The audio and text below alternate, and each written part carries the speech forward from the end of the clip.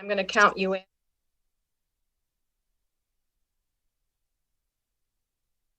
I'm going to record this meeting in case we have any technical difficulties like we did last.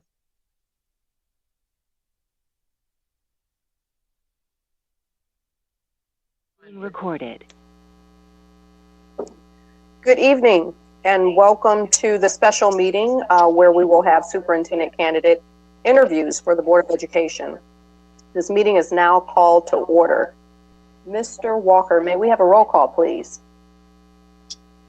Certainly, and just as a reminder, please state your location as you are yourself in. Dr. Blau. Here in Farmington. Ms. Heinrich. Here, Farmington Hills. Mr. Rich. Here, Farmington Hills. Ms. Fox. Here, Farmington Hills. Ms. Smith. Here, Farmington Hills. I myself am here in Farmington Hills, and Ms. Williams. Here, Farmington Hills. Thank you.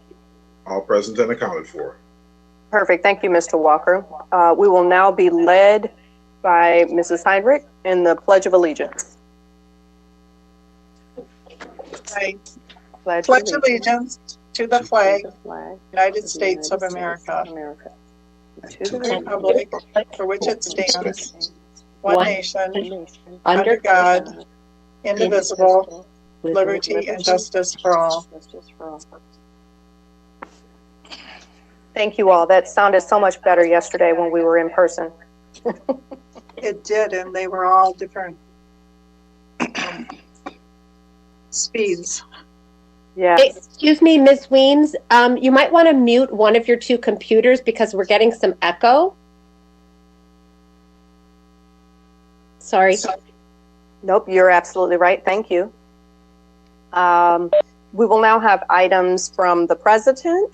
I will actually just ask for an approval of the agenda. Ms. Williams? Yes? I move to approve the agenda as presented.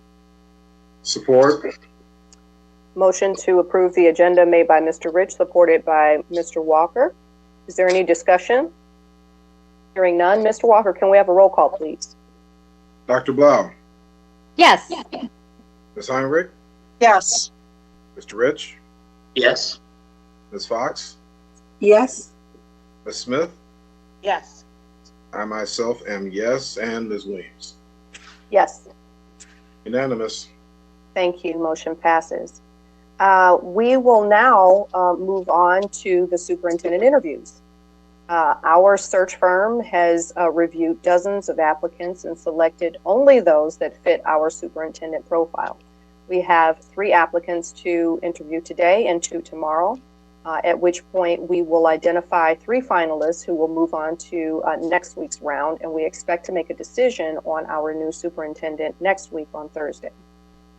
The selection of a superintendent is one of the most important decisions this board will make, and as I expressed to my colleagues the other day, I'm thrilled to be doing this and working through this with you, such a committed and diverse and collaborative group. Thank you.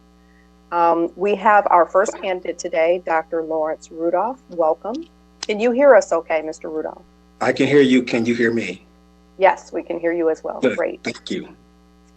Dr. Rudolph, on behalf of the Board of Education, welcome. I'm Terry Weems. I'm the president of Farmington Public Schools. And on behalf of the board, I want to thank you for your application to become the next superintendent of Farmington Public Schools. You have exceptional qualifications, which is why you are here. Please accept our board's deep appreciation for your interest in our district. We are very proud of Farmington and Farmington Hills, and we are very glad that you are here with us. Over the next 45 minutes to an hour, you will be asked 15 questions, which will be rotated amongst all of the members of the board. So that's about 3 minutes per question if you want to allow time for closing comments. I will serve as chair and timekeeper. If you're ready, I will begin with our opening question. I'm ready. I just want to say thank you to the board president, board trustees for allowing me to have this opportunity. I'm very humbled today to be here before you. So thank you again for this opportunity. Parents, students, and staff, I thank you for this opportunity. And teachers, happy Teacher Appreciation Week. Thank you, Dr. Rudolph. The board have all had an opportunity to carefully review your resume. However, our public has not. So please tell us about yourself and briefly address one or two of the most important highlights in your career and or training that you believe uniquely qualify you for superintendent of the Farmington Public School System. So I'm Lawrence Rudolph. I'm a native of Detroit, graduate of Cass Tech Technical High School. From Cass Tech, I went to Hampton University, where I was majored in business management. And I also have a master's degree from Hampton University in elementary education. From that point, I went to Wayne State to get my ed specialist, and I have a doctorate from the University of Pennsylvania. I started my career off as a teacher. I've been in education for 26 years or so. I am a very dedicated and passionate educator, and I believe in collaboration with others to make the best decisions for our students. I am very student-centered. I'm one that can lead and lead from behind or lead from the front. I am a true leader, and I'm anxious to be a part of the Farmington Public Schools District, where there are dedicated teachers, and I'm really enthused by the commitment that you have on diversity. You hear a lot of people say about diversity, but there's no true commitment. So I want to say I'm thankful for that opportunity as well. I'm currently the assistant superintendent of high schools for Detroit Public Schools, where I oversee 24 high schools in the city of Detroit. 24 principals, so I coach, supervise, and evaluate 24 principals. I oversee about 16,000 students at this point in time. I have served as a teacher, assistant principal, executive director, instructional specialist, and now an assistant superintendent in various school districts, from suburban to urban school districts, as well as charter.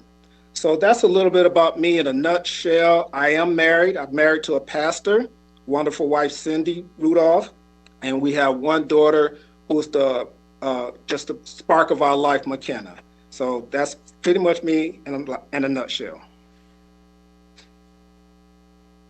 Thank you. Farmington, like other school districts, has experienced significant turmoil related to such issues as COVID, downsizing, and equity demands from a changing community with diverse needs and interests. What qualities, specific skills, and experiences can you point to that demonstrate your ability to bring together disparate groups and perspectives?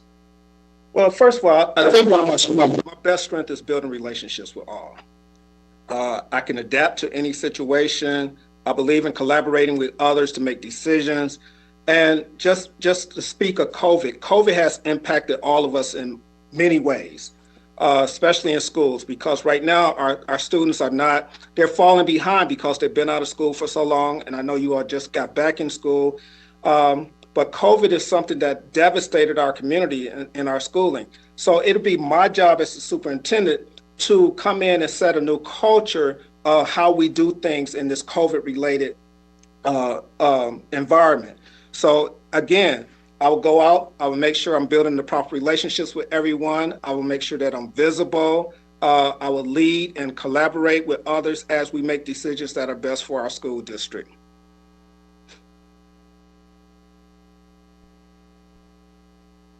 Dr. Rudolph, discuss an effective process that you've used for developing a district budget, particularly when there's been a variety of needs like staff wages, student support, potential loss of revenue due to declining enrollment, those kinds of things. Who do you think needs to be informed as you're developing that kind of budget? Who needs to be engaged, and what would be the outcome, or what was the outcome when you had that experience? So first of all, the board has to be engaged and informed about the budget. I will have to work with the assistant superintendent of business and operations to make sure that we are analyzing our budget in the proper way. For example, I just finished the budget season with my principal, so we use zero-based budgeting. So everyone is allotted a pot of money, but we determine where that money goes. So therefore, we have a trail and we could trace where the money is going. I've been using zero-based budgeting since I became an administrator, actually. I will tell you, one time that I really used it that to the full effect was when I was an executive director in Baltimore City, where I oversaw 11 schools at that point in time, and we did the budget, but we had to incorporate everyone's human resources. So that was quite different, that we actually went in and said, okay, this is what you need for teacher staff. This is how much money is allocated. This is how much money you're going to pay them in salary and benefits. So all of those things had to be incorporated into that method that we were using at that point in time. And sure, I had to make some hard decisions at points in time where I had to say, you don't need this staff member here because it's making your budget too much. So they had to justify what they were using their money for, what positions they were using, what materials they were using, what curriculums they were using. So when I work with my principals, including now in Detroit, I always go through with them line by line what they're doing with their money, because you don't want to be wasteful, and you want to make sure that you're fiscally responsible for everything that happens with the budget in your schools. So the outcome for me has been, I have never overspent the budget, and I have never underspent the budget. So with my leadership, my schools have done well in managing their budgets. I have done well as a principal in managing my budget. And actually, I won an award for being fiscally responsible when I was in Baltimore County as a middle school principal. Thank you, sir. No problem. Thank you. Farmington Public School District is a competitive educational marketplace. Parents have options. What would be a plan to market the district and to communicate why parents should invest in the Farmington Public Schools? So what I would say with the marketing plan for Farmington Public Schools, I'm here in Detroit, so I don't hear a lot about Farmington outside of the people that live in Farmington. So I think we have to do a better job of actually marketing and highlighting what's good about our school district. And once we do those things, that we highlight, we say what's good, and we keep that in front of people at all times, I think we have to get out into the community so the community could be our voice as well, and highlight those strong things that we have. You have a 94% graduation rate. We should be touting that in the community. We should be working with realtors to make sure when new families want to move in that they know positive things about Farmington Public Schools. So I will have a marketing communication department, if there's not one already there, that will actually go in, and that will be their sole purpose, is to market the district so that we can increase our enrollment. Thank you. Thank you.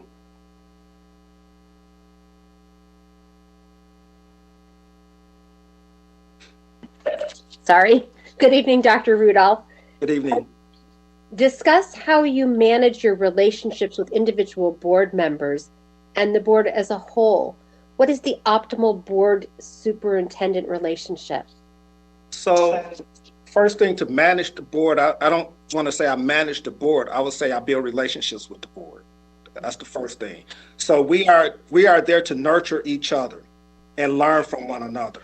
So my ultimate relationship with the board is I would meet with the board as a whole, but I also need to meet with each individual on the board to find out what's their vision, what makes them don't sleep at night, how can we improve, how can they bring resources into the school, because everyone has a different path. Everyone is not an educator. So I would want to tap into every resource that I possibly can to make sure that we have an effective and efficient school district. But my ultimate relationship with the board is one that is caring, open, trustworthy, honesty, and we have an open line of communications at all times. As well as we're united, regardless of what the problem or the issues may be, we can have a united front and present ourselves to the community. Thank you. No problem.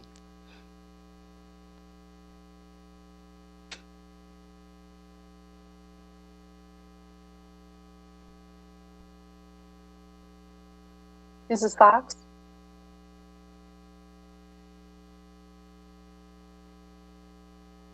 My apologies. Good afternoon or good evening, Mr. Rudolph. Good evening. What do you believe is your greatest strength as a leader? What is a growth opportunity for you? My greatest strength, again, is collaborate with others and building relationships. I don't think any leader can be successful without the input of others. So I make sure that I communicate often with others. I believe in shared decision making because I want everyone to have a voice in the organization as much as possible. The opportunity for growth for me is career-wise, becoming a superintendent. I'm looking to be a superintendent. I've always had that career goal of being a superintendent, and I'm looking for the right place so I could be there for everything okay? I want to be there for a long period of time, and I know that Farmington is looking for someone that's going to be there long term, and I'm that person that wants to be there long term. I want to be a one-place superintendent if I can help it.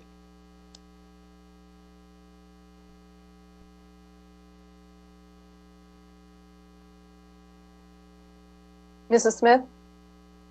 Good evening, Dr. Rudolph. How are you? I'm good. How are you today? I'm well. Excuse me that it's informal because I got one dog in my lap and the other at my feet. So I'm trying to multitask and read these questions. That's okay. That's okay. All right.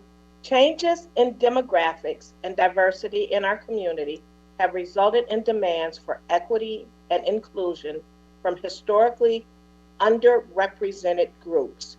What can you bring to the table to help grow the cultural competency of our district? Where would you look to make changes? Who would you involve? That's an interesting question. So for me, I think I bring diversity to the team, first of all. I think by me, who I am, that's diversity, as well as my education and my work experience.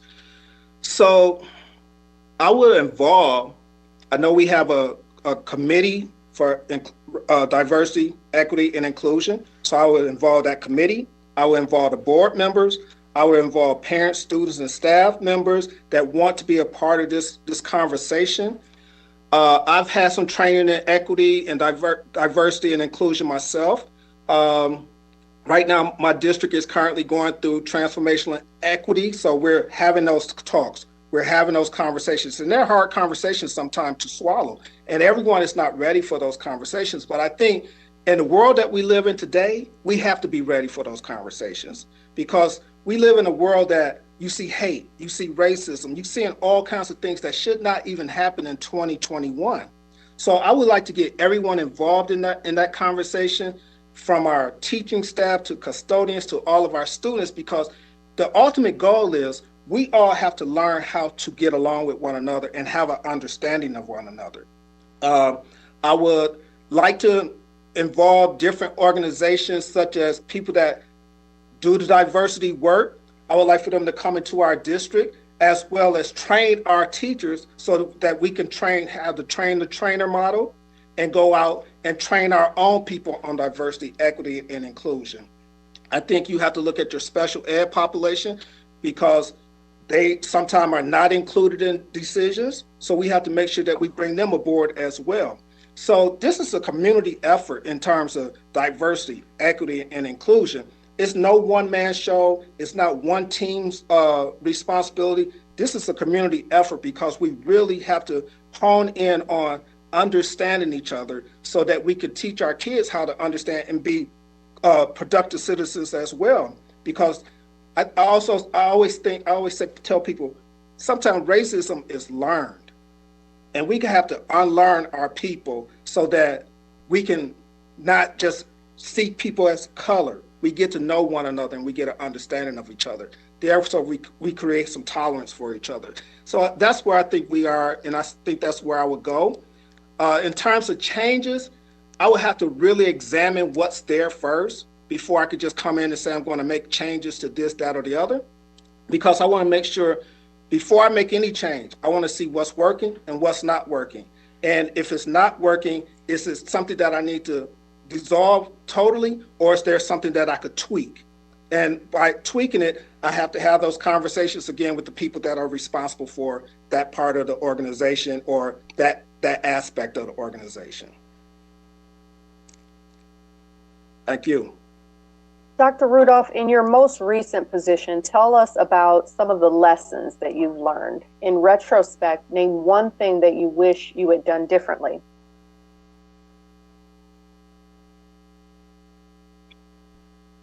Okay, in my current position, I been with the Detroit Public Schools Community District since 2018.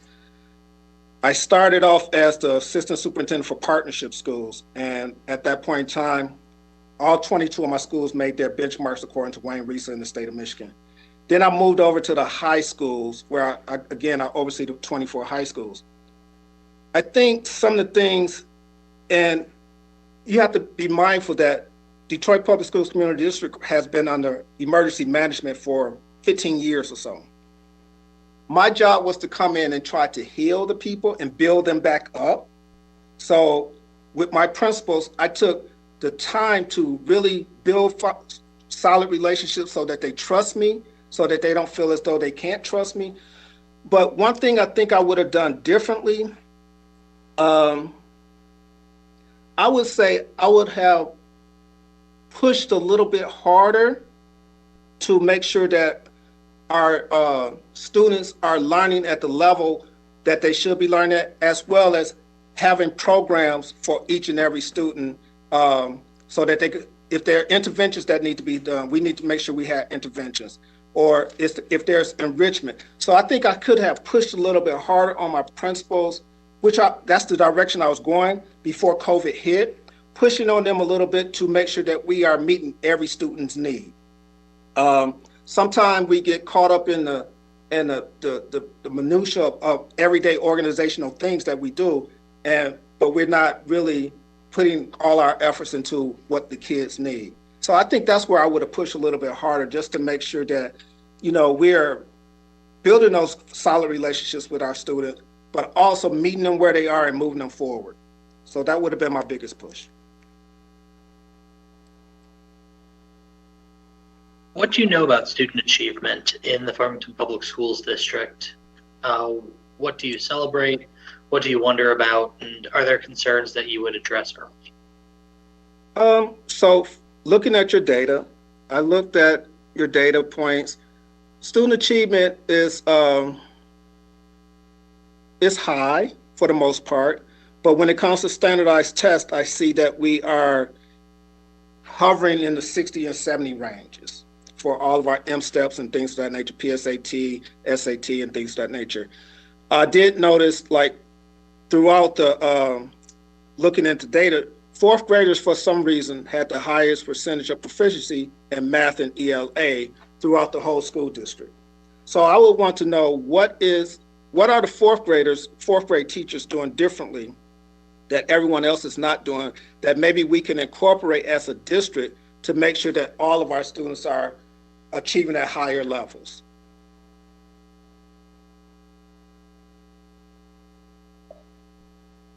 Dr. Rudolph, what kinds of supports or resources should be in place to ensure that programs are inclusive and meet the needs of all students?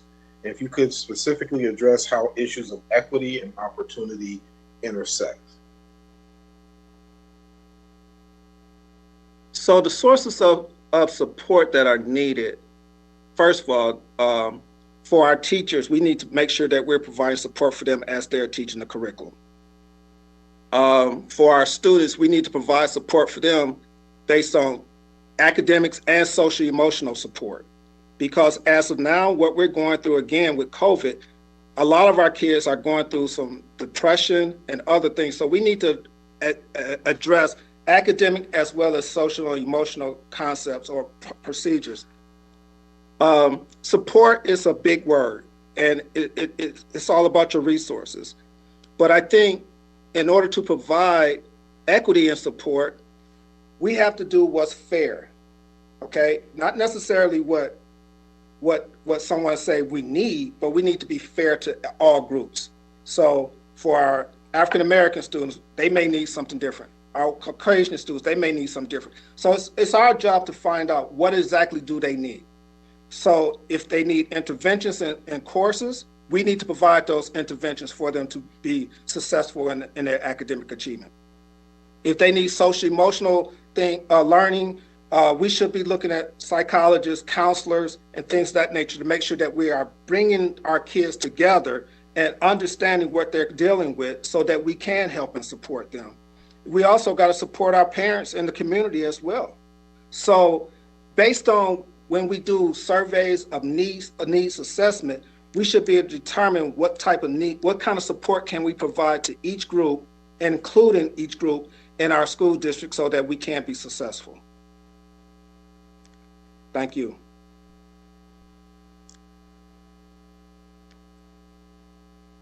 Thank you. Can you give examples of how you have engaged with students, elevated student voice, and used that knowledge to improve the district? Okay. In my current position, I'm in buildings every day. My job is to visit schools every day, work with the principals, have conversations with students, have conversations with teachers. So for me, I try to, with 24 schools, I try to identify at least one student that I can have a relationship with within those 24 schools. As a principal, I used to have student groups that I met with, student government groups that I met with monthly. And at that point in time, that is their time to voice what concerns they having and what we need to do to improve schools, what issues they may be having. And I listen to those people, I listen to those students because in actuality, our students are our customers, so they have to be happy. So if they have someone to actually listen to them and develop plans to follow through to make sure that they're getting what they need in their educational experience, I welcome that every day. So I will have, even as superintendent, I will have a student advocacy committee that would meet with me monthly, and that would comprise of different schools, students from different schools, different race, and inclusion. But I want to hear their voice so that I can make the district better. I want to hear their voice so that teachers know what they need to do to make their teaching better. But I have to have that voice because they're the most important people that we're servicing. Thank you. Dr. Rudolph, how would you measure our effectiveness as a school district? Our effectiveness would be measured through many of things. We could start with teacher evaluations. Where are we with teacher evaluation? How many teachers are effective? How many are highly effective? How many are ineffective? And so on. We will be measured by our data points and standardized tests. We'll be measured by our graduation rates. We'll be measured by attendance. We'll be measured by interventions that we use for students and enrichment programs that we have for students. So all of those things are things that we will be measured by, and much more. We'll be measured by our financial stability. So as the leader of Farmington Public Schools, I think it's important for me to make sure that I have the right people on the bus or in the seats as we move forward, so that when those metrics come out, we can hit each metric and say that we are effective. We will also do surveys from students, parents, teachers, community leaders to find out what they think of our schools as well, or our school district. So that measuring the effectiveness is a community thing again, and it takes a lot to really hone in on what it is that we're being effective in and what we're not being effective in. But I would use, again, surveys, conversation, town hall meetings, looking at data points to make sure that I'm making the right decision based on the data. So I'm always going to use data points to make decisions when it comes to measuring our effectiveness in the school district. Thank you. Thank you.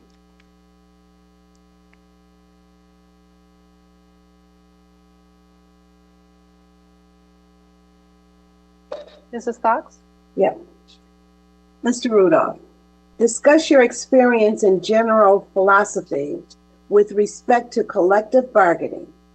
How have you achieved settlements that are embraced by both sides of the table? Okay, so in terms of collective bargaining, I have not directly negotiated a contract. But what I have done is, it goes back to when I was a teacher. I was a union rep where it was my job to go and collect information for the negotiation team throughout my building. So I did that. When I was a principal in Harford County, we had a compensation committee, which I led for administrators, because at that point in time, administrators, we were the lowest paid administrators in Maryland, pretty much. So I had to do a lot of research to find out exactly what other school districts was making and how were they able to afford those things. And once I did my research, I presented it to the school district. They took my research. I worked with a team. It wasn't just me by myself. I just led the team. Once they got that information, they were able to look at how we were compensated and actually compensated us equally to the rest of the school districts in Maryland. So I would say, although I have not negotiated a contract per se, I do understand what negotiation is. I do understand that it's a give and take, and we have to reach a mutual agreement. And all of that comes from listening, and it comes from building relationships with the union reps. I would even go as far as, although this is not a part of negotiation, I handle level 1 and level 2 grievances before they become bigger issues. And I have a great relationship with the union union president in DPSCD right now. So we have never had an issue that has gone beyond just a level 1 or level 2 grievance.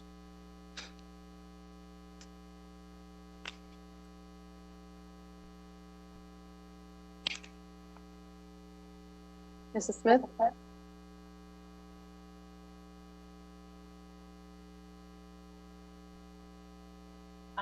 How have you helped other leaders grow and develop with your own district?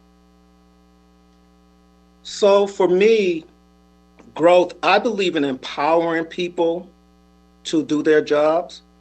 I believe in having those conversations with people, but the hard part, Ms. Smith, I'm gonna be honest, the hard part is getting people to step out their comfort zone.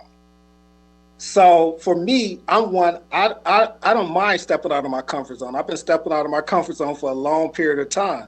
So for me, I coach them how to get out of their comfort zone and do something different. When I delegate, I try to delegate to their strengths so that they can have some sort of success with that. So for me, developing them is actually working with them, coaching them, hearing their points of view, having think tanks with them to suggest different things or different professional development that they should be attending to. But I believe in growth is all based on the job. I think you grow through your job if you're able to step out of your comfort zone.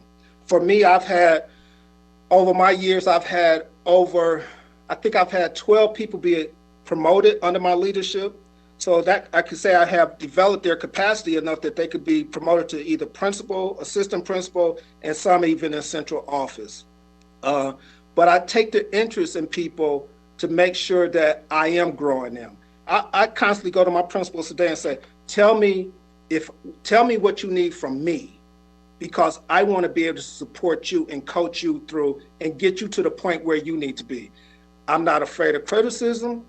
I'm not afraid of hard conversations, but I always make myself available to say, tell me what you need from me, or tell me what I'm not doing for you.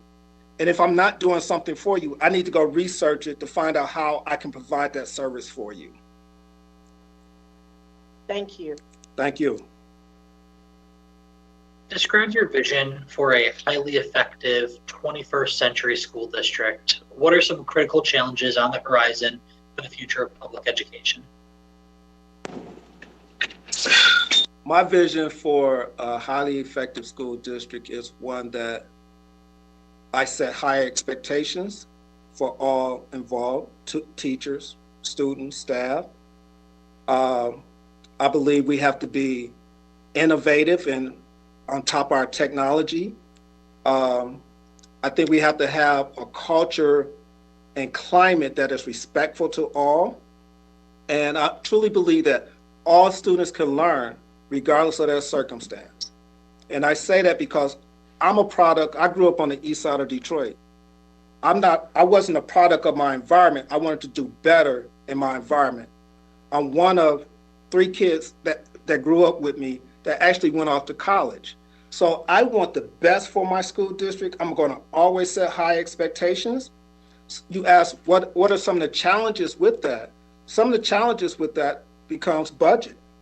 Finances is going to be a huge challenge for school districts in the years coming because, for one, people are not having kids as much as they used to, number one. Number two, there are so many options for people to go send their kids to, so we have to do things to make sure that we are keeping kids or incorporating more kids into our school district.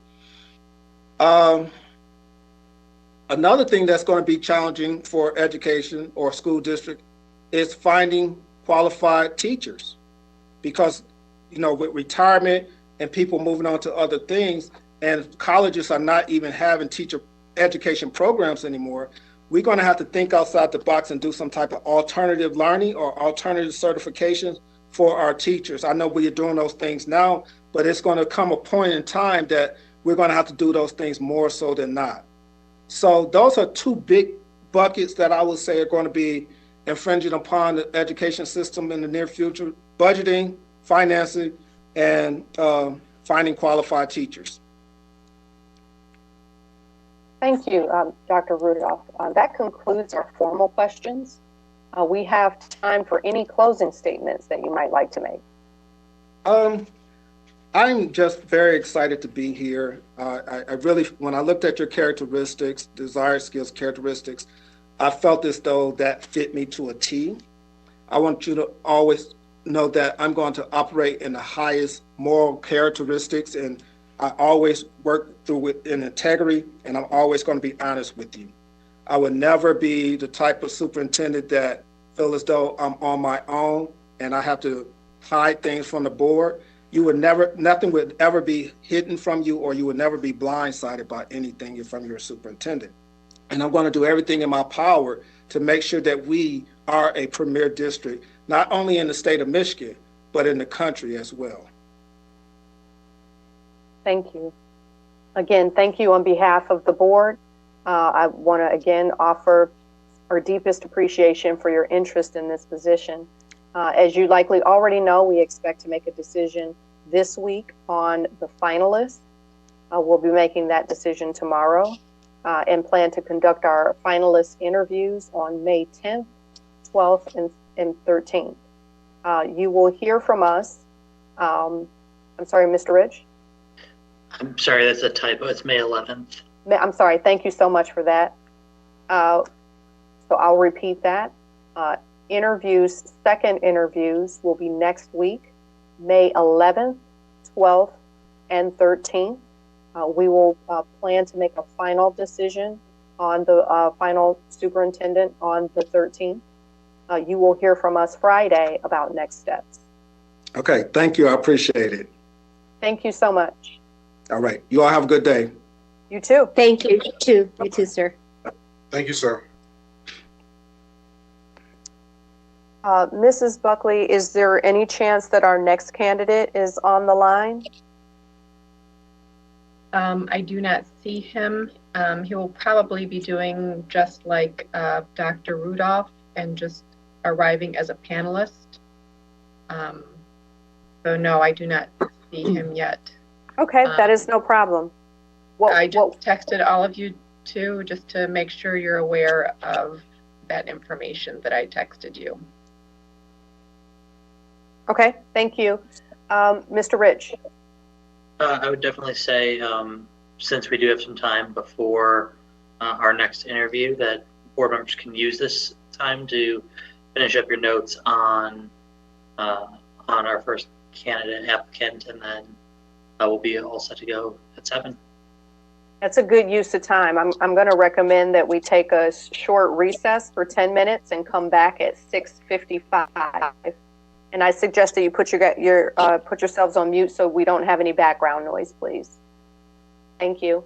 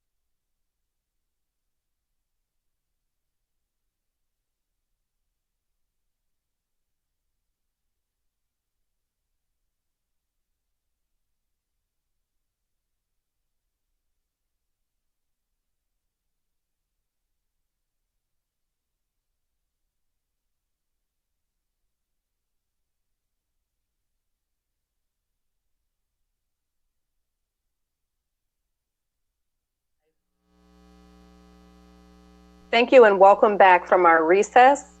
We now have our second candidate with us today, Dr. Delgado. Welcome. Can you hear us okay? We cannot hear you. Maybe if you could just speak one more time. It might have just been me. I can hear you. Okay, great. We can hear you as well. Yes, perfect. Wonderful. Dr. Delgado, I am Terry Weems, and on behalf of the Board of Education, I would like to welcome you and to also thank you for your application to become the next superintendent of Farmington Public Schools. You have exceptional qualifications, which is why you are here. Please accept our board's deep appreciation for your interest in our district. We are very proud of Farmington and Farmington Hills and our surrounding areas. Over the next 45 minutes to an hour, you'll be asked 15 questions, which will be rotated amongst all members of the board. So that's about 3 minutes a question if you are interested in providing any closing remarks. I will serve as chair and timekeeper. If you're ready, I will begin with our opening question. I am ready, and thank you for the opportunity to be here. Perfect. So, Dr. Delgado, we have all had the opportunity to carefully review your resume. However, our public has not. Please tell us a little bit about yourself and one or two of the most important highlights in your career or training that you believe uniquely qualify you to be superintendent of Farmington Public Schools. Thank you for the question, and good evening to everyone. My name is Chris Delgado. I'll give you my background, my professional background. So this is my 27th year in education. My wife and I are a couple of teachers who graduated from Michigan State University and started our marriage and careers outside of Michigan. We went to Colorado Springs and taught for 6 years out there.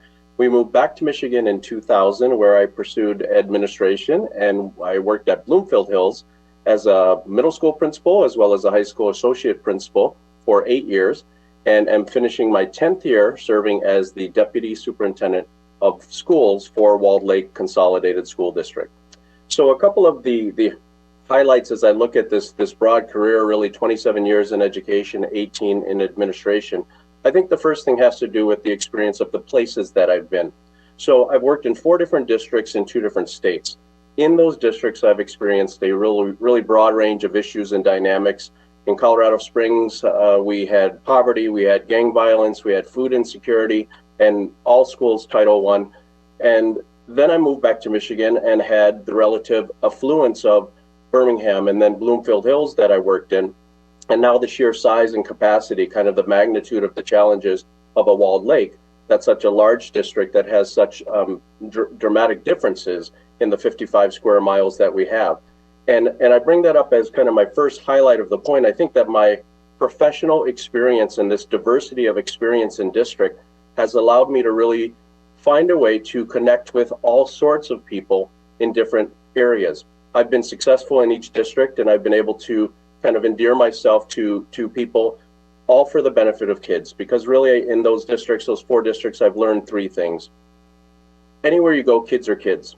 They want connections, they want support, and they want encouragement. Parents really want to be heard, and they want to be involved. And teachers want to be treated like the professionals they are and listened to. So in my mind, when a superintendent has that kind of perspective, it goes a long way in establishing those deep and lasting relationships. And that goes for any leadership area. The second highlight I would point to is really the way that I've approached systems when we look at curriculum and instruction, teaching and learning. So I'm a very analytical person. I'm a very systems focused person. And when you look at how you can methodically plan for curriculum development, for professional development of staff, and giving them the right training for the best practices, that's going to move the needle instructionally. And I've been able to be successful in each area I've been at, whether as a teacher leader, as a building administrator, or a central administrator, to develop those systems to really move instruction and teaching and learning along. So I guess those would be my 2 big highlights. Farmington, like other school districts, has experienced significant turmoil related to such issues as COVID, downsizing, and equity demands from a changing community with diverse needs and interests. What qualities, specific skills, and experiences can you point to that demonstrate your ability to bring together disparate groups and perspectives? So there are a couple, thank you, Mr. Rich, for the question. There are a couple pieces built into that. So first of all, with COVID, we know that there are a lot of different viewpoints. And as I oversee the Health and Safety Committee for Walled Lake, I understand that very well. And I think it starts with transparency and honest conversation with your community about communicating not only your plans, but the rationale behind those plans, the collaborativeness, demonstrating in a transparent and honest fashion the collaborativeness that went into those plans and the involvement. In our example, for example, we had an 80-person committee, including many parents and community members that helped develop those health and safety plans back in August. When you look at downsizing, for 10 years, I've been part of a 7-member cabinet who has had to address budget deficits, and we all know about the structural deficits. Farmington and Walled Lake are very similar, and we're both kind of hold harmless districts floating around that $8,900 per pupil mark. So each of my 10 years, I've been involved in budget cuts. And so back to how you bring disparate groups together, again, I go back to how you communicate the rationale for those proposed cuts, for the proposed downsizing. I've been involved in privatization of custodial and food services, as well as significant cuts. We've cut over $70 million in the last decade. And what we have done as a cabinet is really present a budget. We call it kind of our budget roadshow, where we go to every single PTA meeting, we go to every staff meeting, we hold public events, and in this COVID era, we've done a lot of Zoom meetings to explain to people the rationale for our decision making. So although you can't always make everyone happy, at least they can understand the decision making and what went behind the ultimate decisions you need to make related to health and safety or downsizing, budget cuts, etc. So thank you, Mr. Rich, for the question. Good evening, sir. Good evening, Mr. Walker. I believe you have answered a number of these questions that I'm about to ask, but I'll put it out here anyway. If you could discuss even further an effective process that you use for developing a district budget, particularly when there's been a variety of needs, such as you mentioned, staff and student support, potential loss of revenue from declining enrollment, those kinds of factors. And talk about the audiences again, if you could, who need to be informed, engaged. And after that engagement, what was the outcome? What was the feedback? Sure. Thank you, Mr. Walker, for the question. So we, like all of you, rely heavily on our business department, on our wonderful assistant superintendent of business. I know that you have Mrs. Kaminsky, who actually worked at Plant Moran with our assistant superintendent. So she tells me you're in incredible hands. And so we've looked at your budget as well. We start with your assistant superintendents, really their assumptions going into this year. And that obviously we know that starts with the revenue estimating conference. And after that, we look at the governor's budget, the House, and then the Senate budget. All three of those currently are out. And fortunately, we have those much earlier this year than we did last year. But we take those three and blend those. And when I say we, this is really a cabinet conversation that we engage in to really kind of look at what are our projections, what are the assumptions. After that, we take that to our leadership team group. We talk about proposed cuts. We talk about finally in this year, we're actually talking about some additional ESSER funds that are going to help us with some additional funds so we don't have to cut as many programs. But we bring that to the community in various formats. We've done budget presentations online. We've done community forums. Of course, we have a standing budget website that people can send in public comment and then discuss that openly with our Board of Education. The outcome, as you can imagine, some people are pleased with some of the decisions that we make, others are not, and they petition, as is their right, to petition our Board of Education. And so I go back to the idea of transparency. We don't try to hide anything. If we're proposing cutting an athletic program or a music program, we have to be honest with people and let them advocate. And ultimately, our budget goals as a district administrative team have to align with the goals of the Board of Education, with the goals of our district. So I know when I look at your strategic plan, you do have 4 different goals and you have finance and facilities as one. And so that's something that working with you as a Board of Education, we know that we need to be good stewards of the taxpayers' money and the funding. and respectful of their wishes, which helps define our collective goals. And so that's the process that we pretty much use annually in Walled Lake. Thank you, sir. Thank you. Good evening. Good evening. Here's my question for you. Farmington Public Schools is a competitive and educational marketplace. Parents have options. What would be a plan to market the district and to communicate why parents should invest in the Farmington Public Schools? Thank you, Mrs. Heinrich, for the question. First of all, when you look on your website, I think your parent testimonials tell it all. I loved watching the testimonials and seeing the pictures of the families that love Farmington, that are so appreciative. I have heard you on board meetings, all of you, talk about your own experience in the district with your own children. And so I think the first kind of order of business with marketing is promoting relentlessly the highlights and the positivity and the things that are happening in the school district. You can do that in a variety of means. Of course, we know with social media, it's very easy for us to get information out to the masses very quickly. I wouldn't underestimate radio and television and some of the opportunities to reach different segments of the population who might be interested. I know that you run the Schools of Choice program as well. I oversee the Schools of Choice program for Walled Lake. We, like you, continue to be a destination district. When I was a kid growing up in Southfield, Farmington was the destination district. People wanted to head out to Farmington and get there, and you still are there. So I think Schools of Choice and highlighting that is wonderful. When I look at your schools, I've researched every single one of your schools. There is so much positivity, so many things that are going on that can be advertised, from the newcomers program at Beachview Elementary that really can welcome new families who might be looking for a place to live, to of course, your STEAM Academy. You have 3 different IB programs, from the primary years program to the middle years program at East, primary years at Wood Creek, middle years at East, and then you have not only the DP at Farmington High School, but you're one of the only districts that has the CP, the career-based International Baccalaureate program. So I think when you're marketing people and you're trying to recruit that, you're working with realtors, you're working with local governmental officials, you're getting the word out, and you're highlighting those real quality programs that the district has.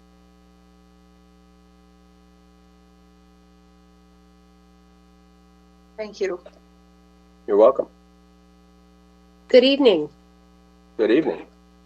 Discuss how you manage your relationships with individual board members and the board as a whole. What is the optimal board superintendent relationship? Thank you, Dr. Blau, for the question.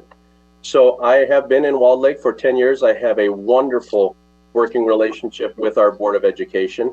We adhere to a really strict governance model, and so professionally everything goes through our superintendent, so we don't really have side conversations individually about school matters. But personally, I know them very well. They know the areas of oversight. I communicate through our superintendent in a weekly board bulletin and keep all of our board members very, very informed. Of course, informally, when you're visible and you want to share and celebrate in all the great things that are happening at a district, you have those opportunities because you attend everything and you can speak with board members and you can develop those relationships. Our board and the relationship we have with cabinet, with our building administration, set the tone for the district. And so the ultimate, you ask about kind of the whole relationship with the board, there could be nothing better for a district and better for a school community than a really collaborative board and superintendent. I applaud all of you for the governance sessions that you've been going to and how you have come together as a board to really move forward for the benefit of the Farmington Hills community. That's one of the reasons I applied. I'd love to be part of that and collaborate with you. But I think that part of it is just getting to know each other, knowing each other personally, investing in each other, and I think giving each other the benefit of the doubt that ultimately we may differ on the way we get there, but we're ultimately trying to advocate for kids. So I hope to look forward to that opportunity to speak with you again and work with you. Thank you, Dr. Delgado. You're very welcome, Dr. Blau.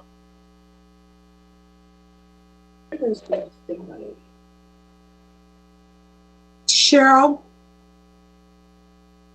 Yes. Cheryl, Yes. I'm having a technical issue. Will you please read your question? to do my question? Thank you. Sure.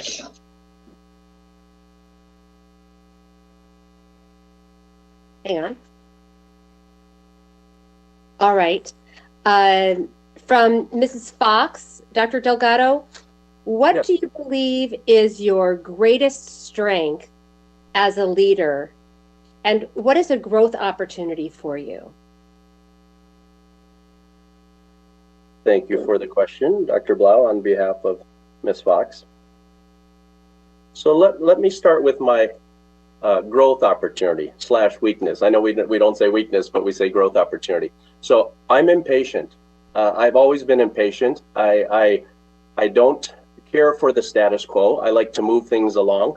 I have every place I've been a transformational leader. And that doesn't mean that I come in thinking that I have all the ideas. Quite the contrary. I know that I need to learn and I want to listen to people, and I'm very collaborative. I think my greatest strength, I think it's really twofold. I think it's being an analytical systems thinker to really set the venues up to periodically progress monitor the goals we're trying to move to, and then also being able to communicate very, very well. I believe that I have strong communicative skills, both verbally and in writing, and I'm able to convey the type of support and encouragement and inspiration to the right people to move initiatives along. And none of this is done facetiously. This is done sincerely because we know it's good for kids.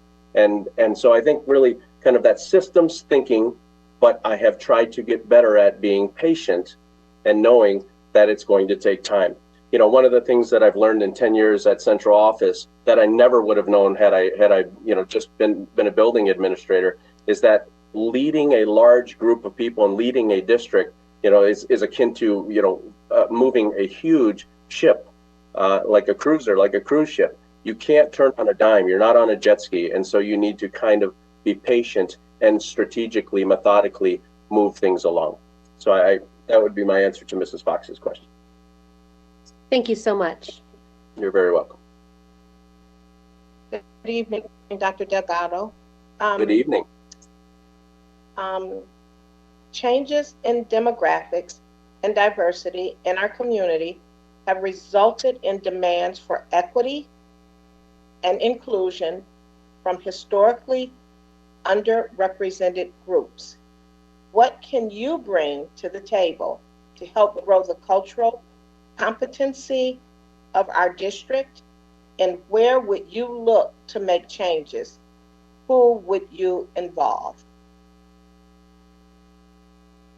Thank you so very much, Ms. Smith, for the question, and such an important question. So the latter part of your question is you involve everyone. You involve everyone in an organization when you have systemic issues that you're trying to address. The first part of your question, what can I bring? I can bring a lot. And let me tell you all a story. I'll try to be succinct. I know we have other questions, but let me give you kind of the background of what I've done in my professional career and this kind of lifelong passion. So back in 2003, 2004, the superintendents in Oakland County created a committee, and I was invited to sit on it. I was 32 years old. I was an assistant principal at Andover High School in Bloomfield Hills, and they cited Farmington's involvement in MSAN, the Minority Student Achievement Network. So you were one of the only districts, you and Ann Arbor, that were part of MSAN. And the goal of the Minority Student Achievement Network was so admirable that it was and is to eliminate the predictability of race and class in achievement. And so it was a really wholehearted effort in Oakland County to go after the achievement gap. So the superintendent groups, with me as an assistant principal, put together what is now known as LACO, the LACO, the Learning Achievement Coalition of Oakland County. Ironically, you still use the LACO surveys that I was a part of building. I've read every single one of your school improvement plans. Almost all of the affective goals on your school improvement plans at your schools are about the LACO survey, which is about bringing social justice to students, giving students voice. So what would I do? What can I do? I would reach out to a very good friend of mine, Dr. Jay Marks, as I have done so many, many times. Jay and I have worked in Birmingham and in Walled Lake to create our social justice initiatives. And we walk the walk, we just don't talk the talk. So what we've done in social justice is we have actually gone through Dr. Mark's cohorts to really understand what social justice is supposed to be about. And if you've ever been to any of Jay's workshops, you know that when you finish those 4-day workshops, you end with an action plan. And so we have implemented for probably about 8 years an action plan that includes really 5 goals. Culturally responsive teaching, which is professional development that we offer to all of our staff. Curricular integration. So actually looking at the curriculum that we have and infusing that, a diverse, broad range of literature and curriculum and resources that can make fundamental change in helping to not only have students see themselves in the work that they're using, but help them feel supported and encouraged at school. The third thing is hiring a diverse staff. Not too many people are doing job fairs anymore, but last year our HR department went to North Carolina A&T, HBCU, trying to recruit folks to come up every chance we get. We hired diverse staff, including administrators. Our fourth one was a non-discrimination policy for our LGBTQ community, which we've implemented with our board support. And our fifth thing, we're really proud of our social justice student leadership groups. We have groups now at the middle school and at the high school that talk about social justice and talk about what their experience is. And so to replicate that, to bring that back to Farmington, which had such a reputation and has such a reputation and history of involvement in diversity initiatives, would help us try to bring our community together. A couple of the other things, and I'm sorry if I'm being a little verbose, but this is important. A couple of the other things is we held community forums for frank conversations about race, but we did it not in response to an issue. We did it proactively to have a conversation with our neighbors about how we can bring our community together, how we can heal. And what's wonderful is our kids get it, and the kids will move us forward. It's sometimes the adults that don't get it. So my whole life has been dedicated to diverse issues. Being biracial myself, of Puerto Rican descent, and a Caucasian mother of German ancestry, I bring that every day to my work to consider the good work that we do as a group in our school. So I apologize for taking a little bit more time, but that's an important question.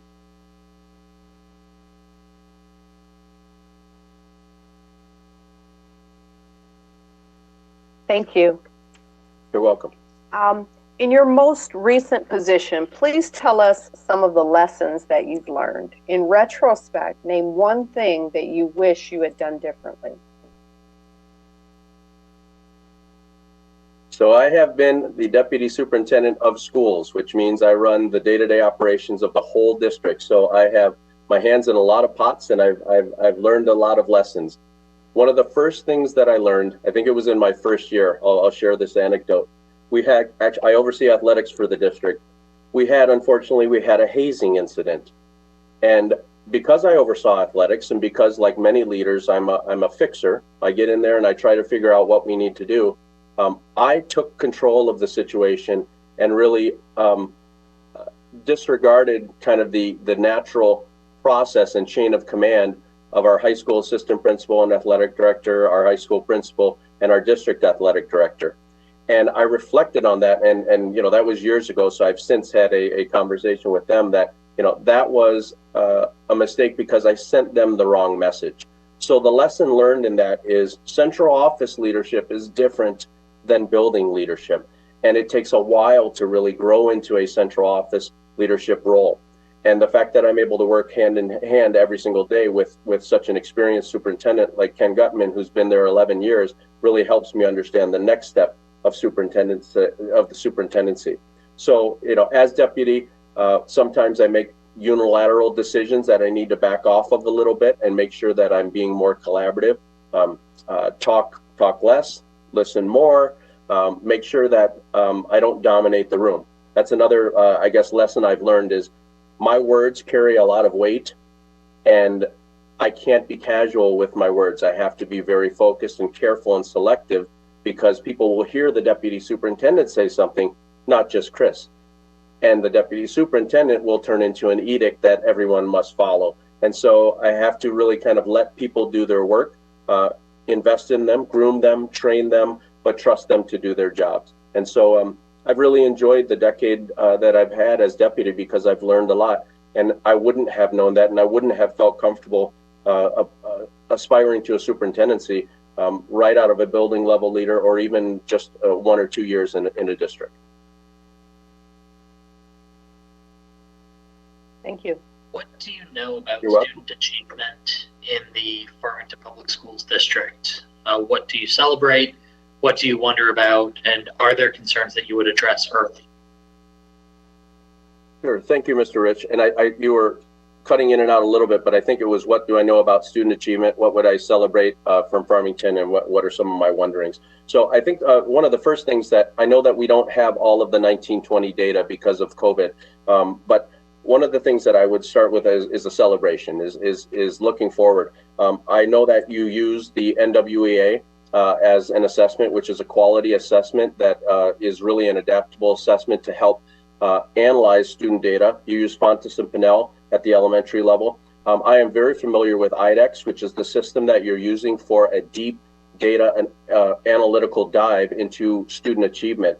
And I know that you also use Atlas Rubicon for curriculum mapping and the organization, which helps provide a consistent, guaranteed, and viable curriculum. And so, you know, when we get to solutions of how you address and try to raise achievement, I go back to systems, I go back to analytics, and how we actually help move people along.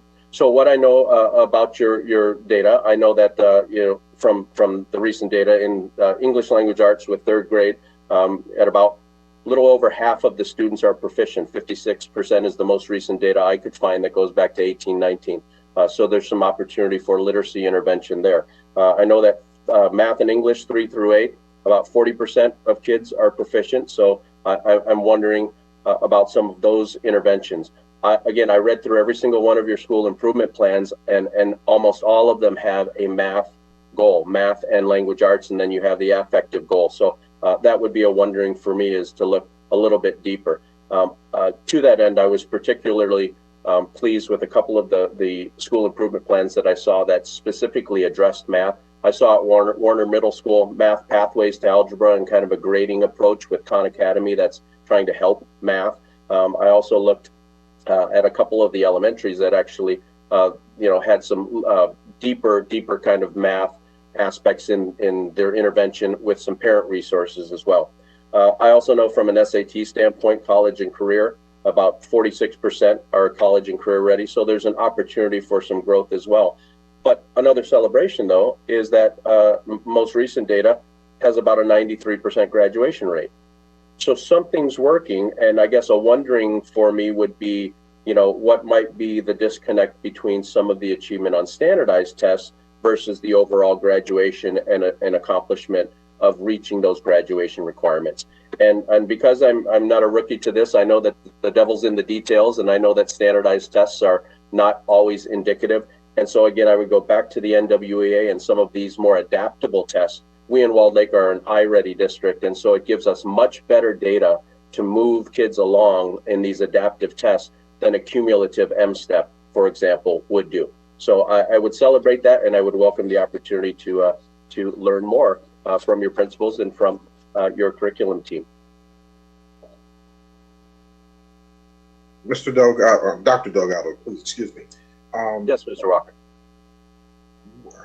In light of the response that you just gave, what kinds of supports and resources should be in place to ensure that programs are inclusive and meet the needs of all students? And if you could specifically speak to issues of equity and opportunity and how they intersect. Sure. Thank you, Mr. Walker. So let me start with another group that I oversee, which is our Special Services Department. So we know that our students with IEPs have been disproportionately, many of them have been disproportionately impacted by COVID.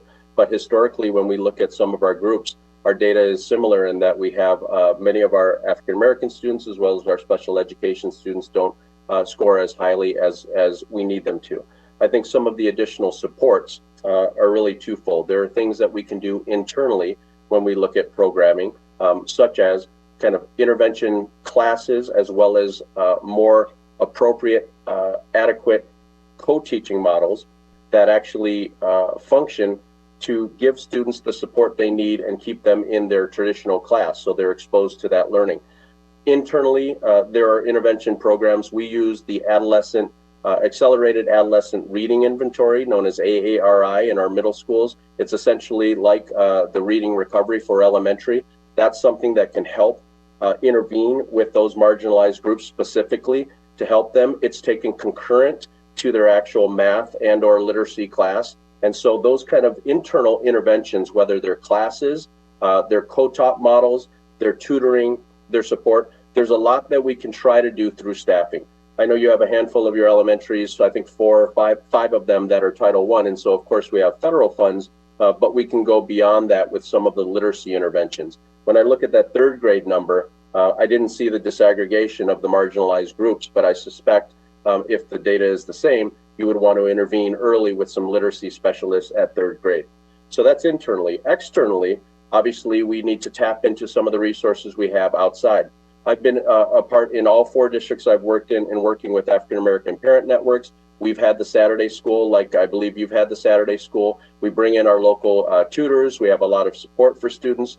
I've also been involved in helping to establish parent advisory committees for our special education students who have done similar fashion and different kind of tutoring and intervention work as well. So, you know, right now with COVID and kind of the need for summer school, we just had a meeting this morning talking about possible free or significantly reduced costs for credit recovery and support for marginalized groups. And so there's a lot you can do with curriculum. There's a lot you can do with kind of your partnerships. I know that Farmington is the largest CTE district, and there's a lot of partnerships with local businesses. And so that support for extra funding, extra support, extra expertise from our parent groups, the PTA and others can all help. So it's really all hands on deck to help our students. Thank you, sir. You're welcome.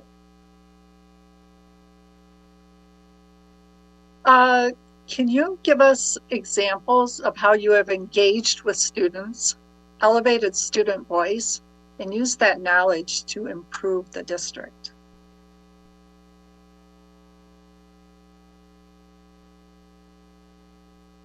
Yes, thank you. So two things I want to really highlight. The social justice groups that we have worked have directly allowed students to have voice on not only social justice issues in the community, but in their own curriculum and in their own studies and the development and plans. Part of what our social justice teachers and administrators have done with our students to engage them and to give them voice is the creation of modules that we have. So we have 8 modules that our students helped us develop that really talk to social justice issues that are germane to the times and important to kids themselves. And so I've been able to engage with students by supporting their training in the summer for social justice training, supporting the curriculum work and the development of these modules. These modules have everything to do with exploring our own identities, to understanding privilege and bias. Educating African-American males is a common module that the kids wanted to do, and how to be an ally for marginalized groups. So that's one aspect. Another aspect to kind of elevate their voice and elevate their knowledge is students actually this week are presenting. We have the first year of our what's called our AP Capstone program and AP Research class, where a couple of years ago, students at our non-IB schools really were interested, as were their teachers, in finding kind of a culminating credential. So they committed to a 2-year group of classes of advanced placement research, and the students actually communicated with me. For those of you who've gone through a PhD or are aware of a PhD process, there's something called the Institutional Review Board, the IRB. So I actually got to sit on this board and have 26 high school students present to me and other teachers their research. And so it was so wonderful to engage with them, to see what they were interested in finding out in their research, and to help them kind of move forward. So I've been in constant conversation over the last month. The students will email me directly their links to their surveys. I would send them out to the principals, send them out to the parents on their behalf, and actually I'm looking forward, very much forward, to going and seeing them in person present their research. So I think from a curriculum level, as well as from a social justice level, that's what our building leaders do. And even though I'm a few steps removed as deputy superintendent, I try to work with our groups on those kind of really ambitious and admirable efforts. Thank you. You're welcome. Dr. Delgado, how would you measure our effectiveness as a school district? That's a big question, your effectiveness. So I love Farmington. I live here in the district, and I have always thought Farmington was a destination district and continues to be a destination district. I think that effectiveness really relates back to what is the experience for children as they move through our schools. When I was a middle school principal, I remember working with our staff in a staff meeting and talking with about 50 people, and I said, we have 10-year-olds to 12-year-olds, some are 10 to 13. What do we want the experience of a 10-year-old, an 11-year-old, a 12-year-old to be? What do we want that experience to be instructionally? What do we want it to be socially? Let's talk about teaming. What do we want it to be culturally? What do we want it to be behaviorally? What lessons do we want to teach them about being a good person and character education? And so I think that when you evaluate the effectiveness of a district, you look at not just achievement, but you look at experience. And so I look at some of the broad experiences and what you're teaching kids in Farmington just makes me happy. It makes me proud.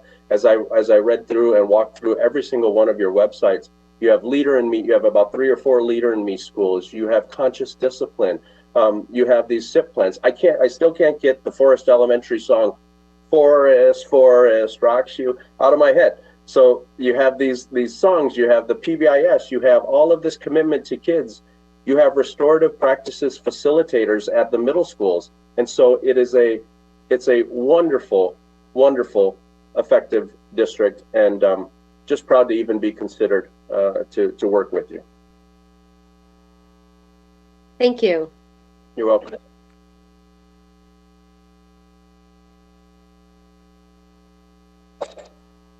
Okay, I got my technology done pretty well. Had to have my son to come down and do his magic. Good evening, Mrs. Fox. Thank you. Discuss for me today your experience and general philosophy with respect to collective bargaining. How have you achieved settlements that were embraced by both sides of the table? Thank you very much, Mrs. Fox, for the question. So I have been for many years a member of our collective bargaining team for the administration. I work with our WLEA, the Walled Lake Education Association. Prior to my 10 years in Walled Lake, I also was on the Bloomfield Hills bargaining team. So I am trained in both interest-based bargaining as well as traditional bargaining. My experience has been that IBB can work fairly well for language. But when you really get to the finance and insurance, a more traditional approach is usually more effective. So let me back up with my answer, though. My wife and I, when we taught in Colorado Springs, we loved the mountains, we loved Colorado, but when we moved back to Michigan, we literally doubled our salaries. And that credit goes to the MEA and having a strong union that really built up, working collaboratively with districts, built up a quality salary, a quality rate, a quality life for educators. So for my wife and I, as a couple of teachers with a couple of kids, we were fine when we came back, and it's because of a solid working relationship. I believe collective bargaining is important. I believe that employees have a right to have voice in their working conditions. We have tried to really maintain positive relationships and have a really good legacy in Walled Lake of many, many years, a couple decades going back, of positive relationships. In terms of negotiating contracts, I mentioned before, for 10 years, this is our 10th year, so for 9 years, we have negotiated, unfortunately, concessionary agreements because of the structural deficits. And we never would have got that done if we didn't have trust and a relationship with our associations. So I currently am on the bargaining team for both the teachers as well as the paras, and we have that same kind of mutual relationship. How we get there, really, I think when you're done with bargaining, you both feel kind of sick to your stomach that you gave enough up, that you were able to kind of get the deal done, but you didn't get everything that maybe you wanted. And so I think it's kind of that partnership of understanding that we have to find middle ground. And if I go back to the IBB training, you start with what you value. And when you have shared values, then you can work out the numbers to get to those shared values and keep that at the forefront. So I'm an active member of our collective bargaining team. I think it's important, and I appreciate the question.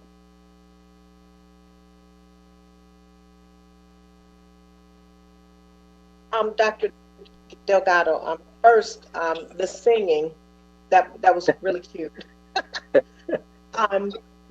So my question is, how have you helped other leaders grow and develop with your own district?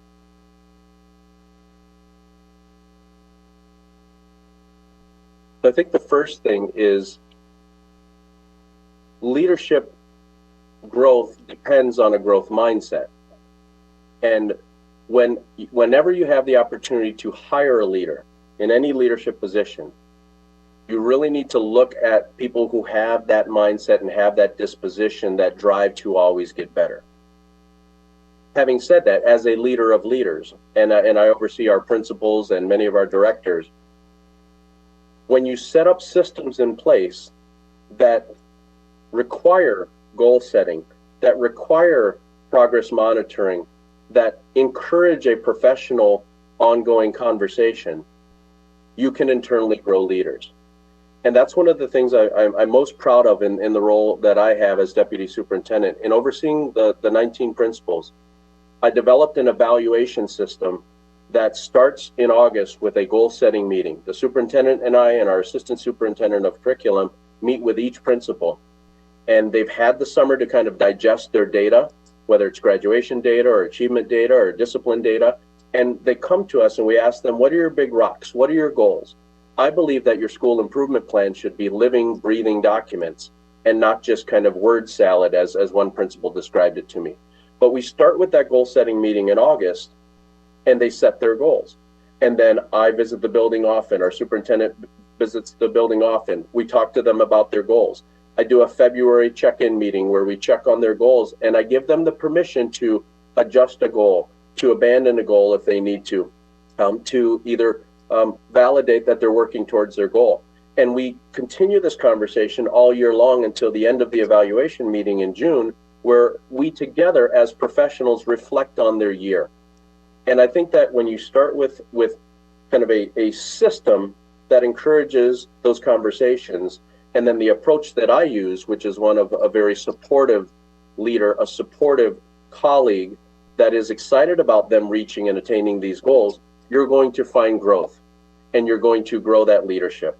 We have tried very much to have our own assistant principal kind of leadership academy and teacher leaders to be head teachers and kind of move those into administrative groups because you need good people with the right disposition in these positions. So it's a passion of mine. I'm a professor at Oakland University and Madonna University. I teach in the Master's in the Ed Specialist program, and that is one of the courses I teach, is the theories and techniques of leadership and how you lead other leaders. And so I really enjoy that topic and feel very proud of the work that I've done and the influence I've had on some of our current and past leaders. Thank you, Mrs. Smith. Can you please describe your vision for a highly effective 21st century school district? What are some critical challenges on the horizon for the future of public education? Thank you, Mr. Ritt. So, ironically, one of the things that we've all learned during this COVID time is that we can be quite proficient in using technology, in having flexible schedules, and being creative and individualizing or personalizing instruction. So when I think of kind of the next steps in a 21st century model, I think continuation of some of that flexibility, not replacing with all virtual classes by any means, but having that flexibility for students to pursue options at at their pace, at their time, to go more in depth in research, to pursue collegiate classes, or to pursue other avenues, I think is when I look at a vision for the future of what a flexible school should look like. I also highly believe that we should invest in career and technical education. I know that that's a huge part of Farmington schools. I know that Mr. Walker has a lot of background in that, as well as many other folks.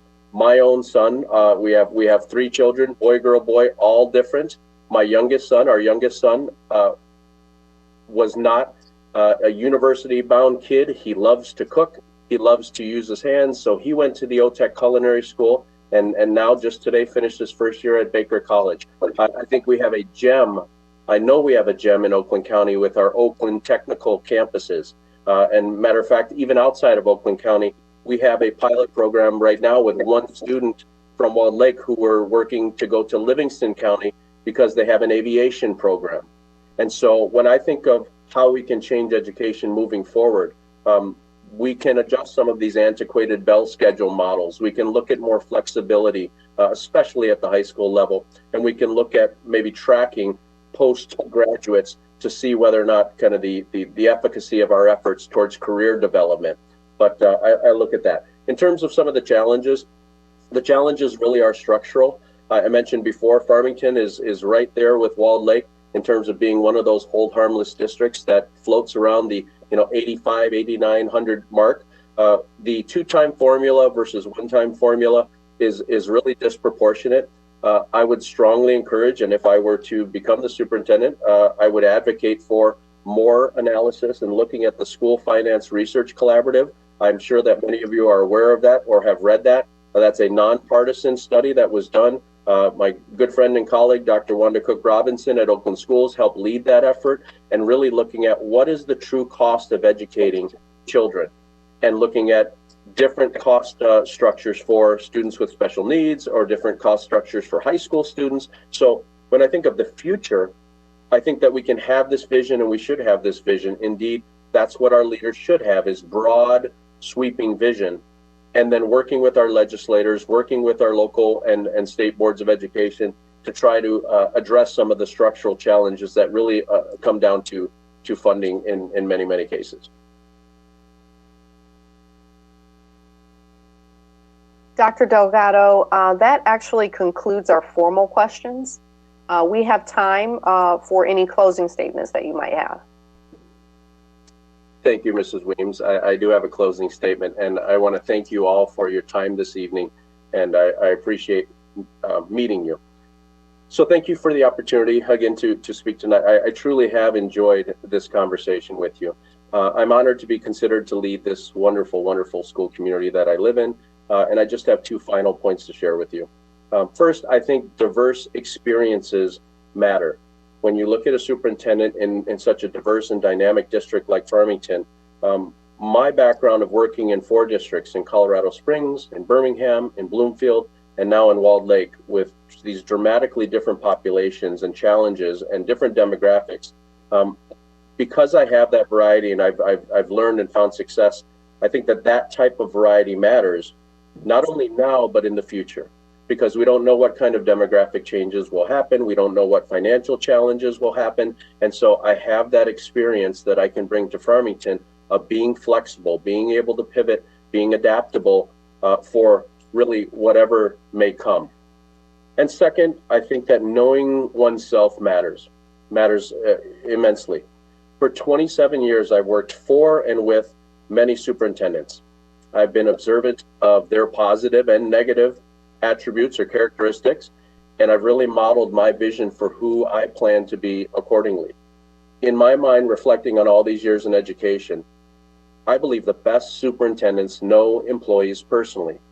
They care about them, they know about their families, they invest in them. The best superintendents are always accessible, highly visible, and supportive of all programs. I think I alluded to the fact that we're finally empty nesters. I highly recommend it. But I love to go to everything. My wife and I love coming to the musicals and going to the robotics competition and coming to the middle school, events. And so we're at a stage in our life, I'm at a stage in my life where I can commit to all of that. I believe the best superintendents have instructional vision and are inspirational. They make people feel proud of the work that they do, and they remind them why they chose to be an educator. I try to do that in my leadership now of our principal and leadership group. I believe the best superintendents value parents and find ways to involve them. I believe the best superintendents lead with courage, and they hold themselves and others accountable to high standards of excellence. I remember Ms. Fox in a prior meeting making just this beautiful statement about that she was looking for a relentless change agent who was uncomfortable with the status quo. That stuck in my head because that's the way I feel, is that you have to be relentless. And again, it's not that you have all the answers or you think you can do it better. It's that we're always having a growth mindset. But I think the best superintendents lead with that courage and that conviction and really appeal to the better angels of people. And finally, I think the best superintendents surround themselves with a strong team and continue to develop all individuals within the organization, all for the benefit of children. I've researched your cabinet. I'm so impressed with the people. I've watched your board meetings. I want to publicly thank Dr. Goodrum for stepping in the interim capacity to maintain that stability, in addition to all the great DEI work that she's doing. And I would just love to have the opportunity to not only meet you all in person next week, but to speak with you and possibly lead with you moving forward. So thank you for your consideration. Thank you so much. Again, on behalf of the board, I would like to express our deep appreciation for your interest in this position. As you likely already know, we expect to make a decision this week regarding finalists and plan to conduct our finalist interviews next week on May 11th, 12th, and 13th. And we'll make a final decision on the 13th. You will hear back from us on Friday about next steps. Thank you again. Very good. Thank you all. Have a great evening. Thank you, Dr. Delgado. Have a great evening and thank you. Thank you.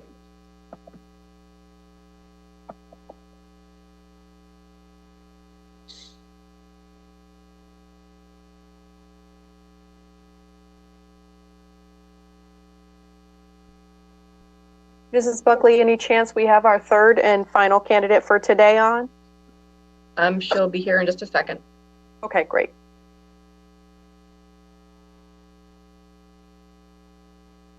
Does anybody want a 5-minute break? Yeah. Yes? Okay. Pardon? Why don't we go ahead and take a 5-minute recess just so that anybody needs to have a break can have one. And we will be here before 8 p.m. So I have 7:57 we'll be back.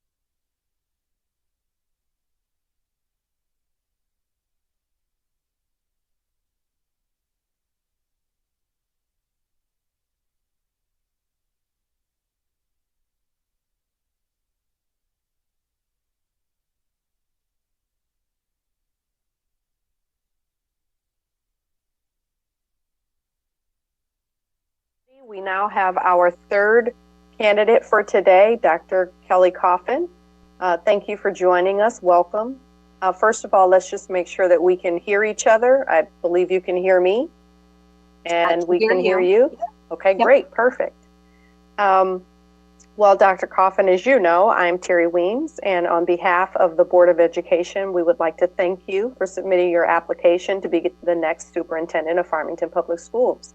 You have exceptional qualifications, which is why you're here. Please accept our board's deep appreciation for your interest in our district. We're very proud of Farmington Hills. Over the next 45 minutes to an hour, you'll be asked 15 questions, which will be rotated amongst all of our board members. That's going to be about 3 minutes per question if you'd like to allow for some time for some closing comments. I will serve as chair and timekeeper. And if you're ready, we will begin with an opening question.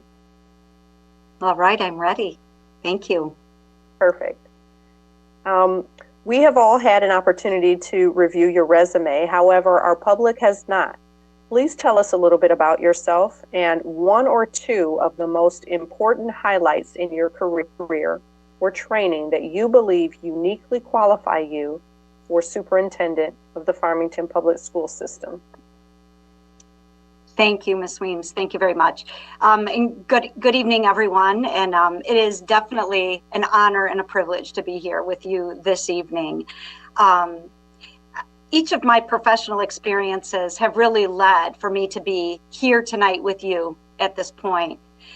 In my college career, both in my undergraduate work at CMU and my graduate work at Eastern Michigan University, including earning my doctorate in educational leadership, it's proved to serve as a solid foundation for my commitment to lifelong learning. As a teacher in both general education settings and special education settings, I had the opportunity to work with families to set high expectations for all students.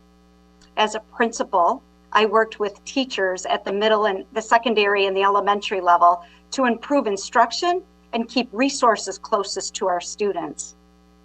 As an assistant superintendent, both here at Farmington and in an intermediate school district, I worked with administrators and built relationships and served as a resource in the area of curriculum instruction and assessment for both special education and general education, as well as innovation and professional development. As an adjunct for Eastern Michigan University, I am so proud to be able to share the love of my profession with up-and-coming administrators. As a superintendent, as a former superintendent, I work collaboratively with stakeholders to expand the learning community and to collaborate to ensure that each and every child had the opportunity to explore their gifts, their talents, and their passions. And I would say that that's one of the areas that I am most proud of. Tonight, you're going to get to know me a little bit better, both personally and professionally, what I believe and what I value. And I want you to know that I am, just as I said, so excited and honored to be here, because I too share, while I'm newer to Farmington, I do share the love of this community and this awesome school system. And I hope that you see more of what I have to bring if I am fortunate enough to be selected as your next superintendent. Thank you. Farmington, like other school districts, has experienced significant turmoil related to such issues as COVID, downsizing, and equity demands from a changing community and diverse needs and interests. What qualities, specific skills, and experiences can you point to that demonstrates your ability to bring together disparate groups and perspectives? It was kind of hard, Mr. Rich, to hear, so I want to make sure I'm capturing. It was kind of some of the struggles we've been through, and then how do we bring together disparate groups? And is that the question? Sorry. And perspectives, yes. I would ask Zach to read that again. Read it again. Sure. Because it was a bit choppy for me as well. My apologies. I'm trying to figure out the mic situation here. Farmington, like other school districts, has experienced significant turmoil related to such issues as COVID, downsizing, and equity demands from a changing community with diverse needs and interests. What qualities, specific skills, and experiences can you point to that demonstrate your ability to bring together disparate groups and perspectives? Okay, thank you. Much better, much better. So I think one of the qualities that I bring is somebody that is able to bring together groups, as you mentioned, with different perspectives and respect those perspectives. I had a staff member, actually a member of the association, say that when you're in the room, Kelly, people are more collaborative. And so I'm really proud of that skill, to be able to listen first, to seek to understand, and to respect that each perspective is important. They're different, but they're necessary. So if we want to come up with the best solutions in order to move our district forward, it's important that all perspectives are valued and heard. I think the work that I'm doing with the strategic planning leadership is an example of where we bring students and community members and staff members and parents together to really talk about some of the struggles of Farmington Public Schools in a very proactive and productive way, because people care greatly about this community, and their passion and their willingness to improve outcomes for each and every child are very, very important and necessary. So I think as we think about how we bring them together and what skills I have, I certainly receive feedback and am able to lead initiatives that have brought together groups who think differently, but in a way that all of our perspectives are valued and all of our perspectives lead to the best solution for whatever problem we're trying to solve. Good evening, Dr. Coffin. Good evening. If you would discuss an effective process that you use for developing a district budget, particularly when there's a variety of needs, again, such as staff wages, student support, potential loss of revenue from declining enrollment, those types of things. And who needs to be informed? What are the audiences? Who needs to be engaged? And what was the outcome and or feedback from that engagement? Thank you. So when I think about the budgeting process, first we start with the board level. And it's very important that the board sets the vision and the direction for the superintendent and the cabinet to be able to develop a budget that is based on the priorities that are set by the board. It's important that while the board may not be involved in the day-to-day management of the budget, that they're informed on a monthly basis on where we are in each of our main areas and ensuring that we're continuing to focus on those priority areas. Sometimes those priority areas, we know it's going to take about 3 to 5 years to be able to meet where we're going to go, but it's important that the board has that updated information. From the district lens, a budget is managed every single day. It is not something we do just when it's budget revision time. It's not something that we look at when we have a problem or we have a surplus. So it's in each and every decision. So the process that I utilize is taking advantage of opportunities that exist each and every day. For example, when we have staff who leave the district through retirement, attrition is something we really should look at as an opportunity to ensure that if a teacher is leaving our district as a retiree, is that still the position that is needed to ensure that we're moving forward with the board's priorities? It isn't that we might not need a position, but sometimes that isn't the position that's going to help us move forward. I've also had opportunities where we've centralized some of our purchasing processes in order to save. So teachers were ordering things individually or buildings were ordering them individually. We consolidated that and we were able to save over $50,000 while our teachers still got what they needed, and we were able to take that money and earmark it to our priorities. So it isn't an either or, it's this and. And so when we have the priorities set by the board, when the board is updated monthly on where we are year over year, and internally when we have processes in place, we're managing the budget every day to ensure that each decision we make is taking us one step closer to those budgeting priorities. I'm very proud of the fact of managing a budget where I was able to maintain a fund balance while we still we're able to do innovative programming and expand programs for our students. So like I said, it's not an either or, it's we can do this and we can do that, as long as we're managing it on a daily basis. Thank you. Good evening, Dr. Coffin. Good evening. Farmington Public Schools is a competitive educational marketplace. Parents have options. What would be the plan to market the district and to communicate why parents should invest in Farmington Public Schools? Great question. Farmington Public Schools, I've worked in a lot. I've worked with and in several districts. The talent in this district is phenomenal, and I don't say that lightly. We have untapped resources at every corner in this organization. So I think the first step is internally recognizing the talents of the staff that we have and making sure that we are capitalizing on that and we're allowing the space for them to use those talents and let them shine. I think the other piece is really looking at from a perspective of our district, what is it that other people, that community members see Farmington? What are the pieces that draw them to Farmington, and what are the pieces that may not feel that may not be our best foot forward that people are seeing? So I think it's important for us to do some reflection internally and make sure that we're doing everything we can to provide the best high quality experience. I think it's about having high expectation and high standards for all.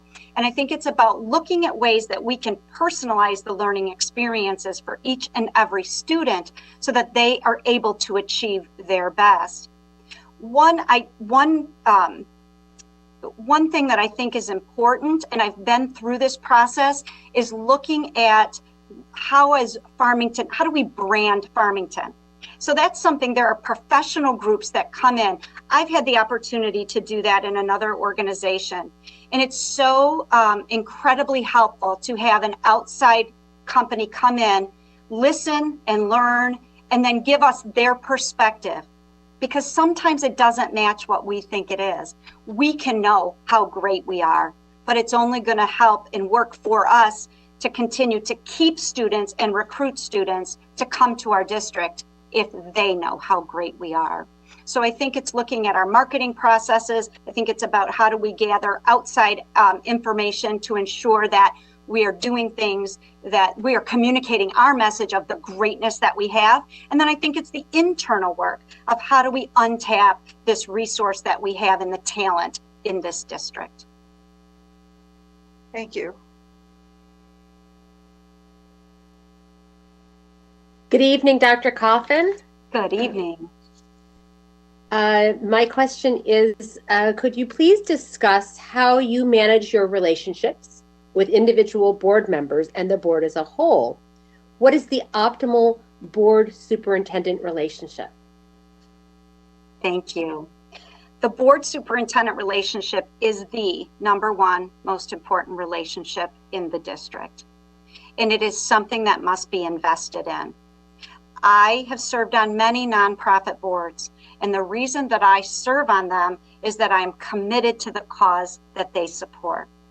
So I think it's very important that a board and superintendent spend time in the superintendent's responsibility to keep you connected to that work, the reason why you got onto this board to serve. It can become very difficult when you feel very disconnected from the work. So my experience is spending a lot of time individually with board members and learning about your strengths and talents that you bring. We have the opportunity of having 7 board members plus a superintendent that all bring different skill sets to the table. For me as a superintendent, I value what you bring, not only as a board member, but in your personal life and your experiences. And so I think it's very important to stay connected at that level, and all of the experiences that all 7 of you bring, and and all of the talent that you have can really help the superintendent continue and do the best work.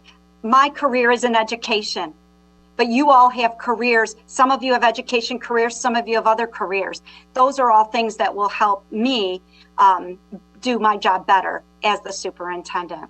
So I think it's important, you know, I can say all the things like clear communication, communication so you are not surprised. You should not be surprised. The superintendent should not be surprised. It's my job as the superintendent to ensure that you have all the information that you need so that if somebody comes up to you, you have enough to at least say, yeah, I heard about that. Because it's an uncomfortable feeling when when somebody says something and you just don't know about it. So clear communication, spending time, getting to know each other, and my job would be to keep you close to the work and make sure that those areas that that drove you to come to this board and to give all of the countless hours that you do, that you get to stay connected to that.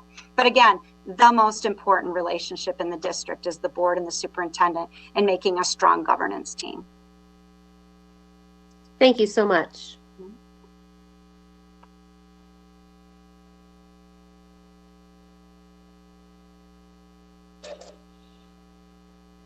Good evening, Dr. Coffin. Good evening.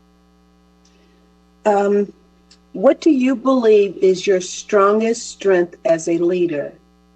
What is a growth opportunity for you? Thank you. Oh, was there more? That's all. Okay, thank you. My strongest strength as a leader is my unwavering focus on improving outcomes for children, and not just all children, each and every child. My strengths are that I continue to challenge the status quo. I continue to look for opportunities where we can always do better. I think my strengths are identifying the strengths in others that I work with and supporting those that I work with and helping to see the strengths that they might not see in themselves. I think that another one of my strengths is communication, staying connected, and staying connected to the work.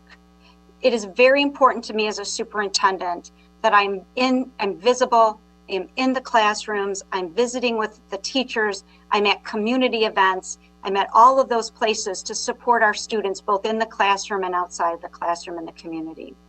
So I think those are some of my strengths. As far as a growth opportunity for me, that's a great question.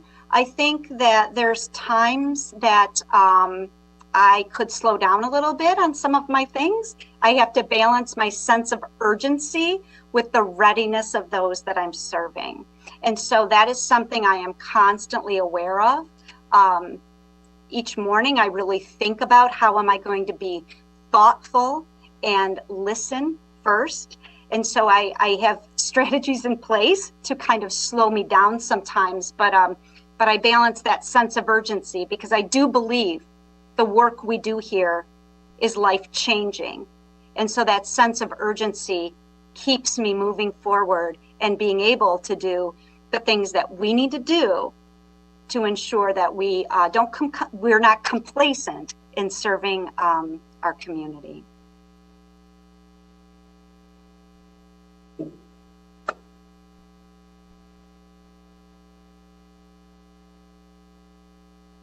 Good evening, Dr. Coffin. I'm sorry you had to see me move. My battery was dying, so I had to switch rooms. My question for you is, changes in demographics and diversity in our community have resulted in demands for equity and inclusion from historically underrepresented groups. What can you bring to the table to help grow the cultural competency of our district, and where would you look to make changes, and who would you involve? Thank Got you. it? Yeah. You're welcome. Where and whom? One of one of the most important highlights, I should say, or gems of Farmington Public Schools is its diversity. It is a strength, and it is something that draws people to this community. And we need to embrace that and celebrate that every moment that we can. When we think about cultural competencies, it requires us to first understand our views from our cultural perspective and understand that everyone has differing views based on their culture and how they've lived their lives. And it's very important. Oftentimes, when we think about equity, we sometimes think about what others need to do. And I see it a little bit differently. I think equity starts with us. It's not about just talking about doing things. It's about in each and every day, the actions we take. And are we making decisions to ensure that we are moving things forward in an equitable manner? Oftentimes I hear conversations around, in the word equity, used to defend the current situation. That's not equity. Equity is really us looking inside of ourselves and saying, when we create this high school schedule, are we creating opportunities of equity, or are we taking away opportunities for equity? So I think when we think about where we go and who would be involved, it's each and every day. When we think about our system, the K-12 education system was never designed to serve all. So we talk about the system being broken. It actually is doing exactly what it was designed to do. So if we are really going to dig into equity and ensure that each and every child reaches their highest potential, then it's really from a systems focus. And that system is us, and that system is me, and that system starts with what I am looking at internally and how I make my decisions. We have conversations with our leadership team all the time. These are tough conversations, but they're about us reflecting on our own behaviors, because that's what we control. And I do believe, and I have seen, that when we create systems where we don't keep our teachers isolated, but we let them collaborate and they work with others with differing perspectives, then we all start to embrace the joy and the value that an equitable system brings to all. We start to see our students thrive. I've seen special education students who had traditionally been in a system where they were pulled out into classrooms for the majority of the day. When they actually got time to spend time with their peers, they flourished. So I've seen it. I've seen this work, and I've seen it when we look at the system, but it started with me. And it started with me reflecting on my decisions as a leader and how was I going to support that. So it's for everyone, and it all starts with us first as we continue to move it forward.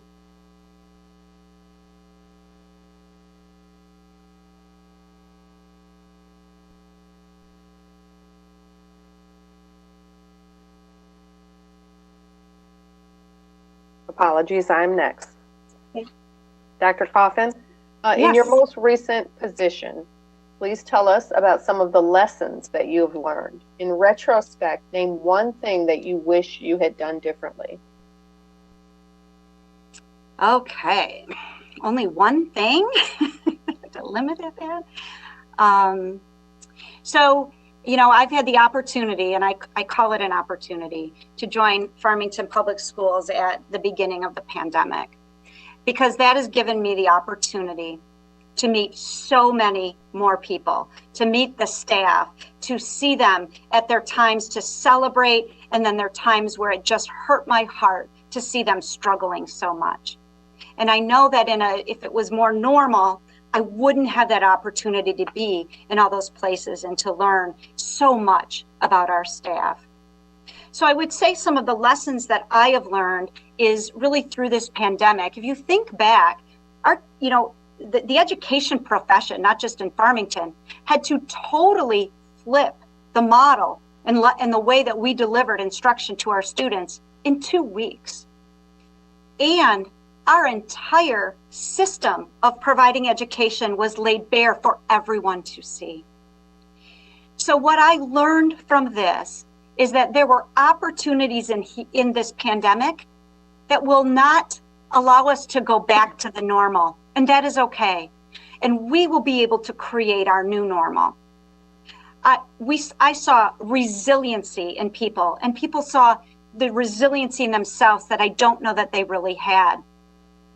We recognized as educators, because prior to the pandemic, and sometimes we think about the use of technology, and I know I heard it all the time, if we start to use computers, they're going to take away the teachers. Computers are going to replace teachers.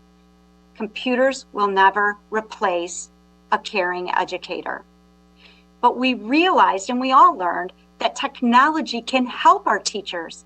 It can do things that they then have time to do, that the things that they never feel like they get to do. Our individual teacher can't be everything to all, but we've learned some great ways to utilize technology as a resource to support our students. I think another thing that we learned is that our system was woefully unprepared to handle the social and emotional needs of all involved. And I think that was, while it's just been the roughest 2 years, it also has allowed our teachers to develop skills to engage with students in new and different ways. I've heard teachers say, I know my kids better this year than I have ever in the past. And so out of some of these opportunities that we've had comes some really good learning for us to move forward. I think another thing that we learned is about parent engagement. Our parents stepped up in so many different ways. And I think as educators, we didn't always understand how do we meaningfully engage parents in the education process. Now we know. We have great ideas now to continue to have parents to be partners in this experience. One thing that would do differently, I think that for our teachers, the rollout of Canvas at the beginning of all of this was tough.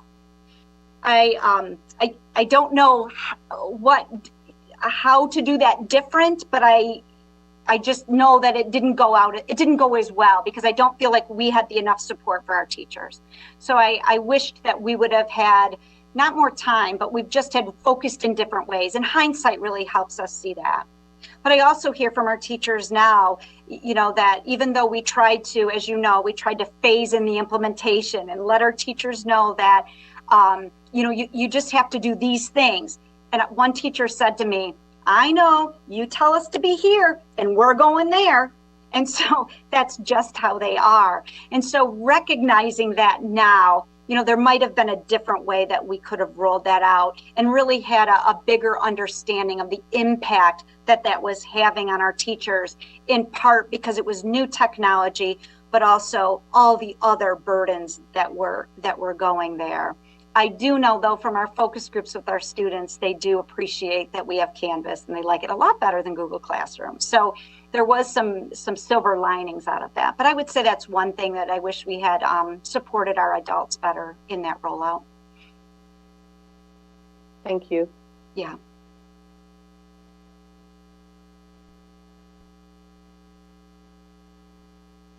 What do you know about student achievement in the Farmington Public Schools District? What do you celebrate? What do you wonder about? And are there concerns that you would address early? Thank you. So I had the opportunity to review the NWEA Insight report, just a draft copy of that the other day. And one of the things that we recognize is that while our students, at least at our elementary and middle level, are showing high achievement, we have some work to do in the growth area. So I think it's really important that we look at student growth and achievement together. It isn't, again, student growth or achievement. I think the other piece is we really, while we focus on our MTSS process for our struggling learners, we really need to continue to focus on our students who are at the top and continuing to move forward. So we need to continue to look for opportunities for them to grow, because we know when students who are achieving and we keep them challenged and moving forward, that brings that all of the standards rise for everyone. I think that for celebrations, just looked at a transcript of a young man who will graduate early, and the opportunities that he had through Farmington Public Schools were incredible. Just the courses he was able to finish Calc 1 through 4 by the end of his sophomore year. That's incredible, the opportunities that we offer. I mean, the CTE programming that we have in-house, the AP, the IB, like the offerings that we have to support our students are fantastic. I think we also need to celebrate all those that support our students with IEPs and our students with special needs and special abilities. And we wrap them in support to ensure that they get everything they need to be their best. So I think there's a lot of celebration in the work that our staff and our families and all of our community supports do to support our students so that they can have high standards of high achievement, and certainly learning, and not just about a test, but really about learning. I would say one concern I would have is I think we need to get, I think we need some work on some of our formative assessments. I think that we really need to start to look at other ways to measure learning. I think that we talk about student achievement as far as gaps, but really taking a good hard look at our opportunity gaps. And so our students having the opportunities to grow and learn. And I would say that's one area of growth for the district. I think also looking at authentic tasks and the way we ask our students to show what they know. And really start looking for ways that if there are standards that need to be mastered in a certain content, how are we allowing for a variety of ways for students to show us what they know? A paper pencil exam or an exam on a computer is only one way, but there's a lot of different ways that students can show us what they know. And so if we're really looking about mastery of standards and being able to allow students to move forward in standards and competencies as we begin our work with the profile of a lifelong learner, it's going to be really important that we have a solid understanding of our standards, and not only of ours in a specific discipline, but across an interdisciplinary way so that we can come together and connect those learning opportunities.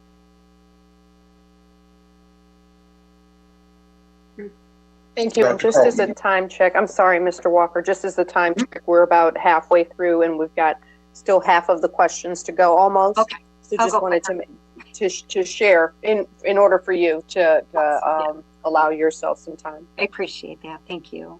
Mm-hmm. So I'll do due diligence and read my question quickly. What kinds of supports and resources, in light of your previous response as well, should be in place to ensure that programs are inclusive and meet the needs of all students? Specifically address how issues of equity and opportunity intersect. Equity and opportunity. I think oftentimes we start at our high schools and wonder why, and we really need to flip our focus and start with our kindergarten classrooms and say, why not? And so I don't believe that the reason of why we may not have many students of color, for example, taking our AP courses, I don't think that starts in 11th grade. That starts in kindergarten. And it starts with how are we educating our students by looking at their strengths and talents. Our students aren't broken.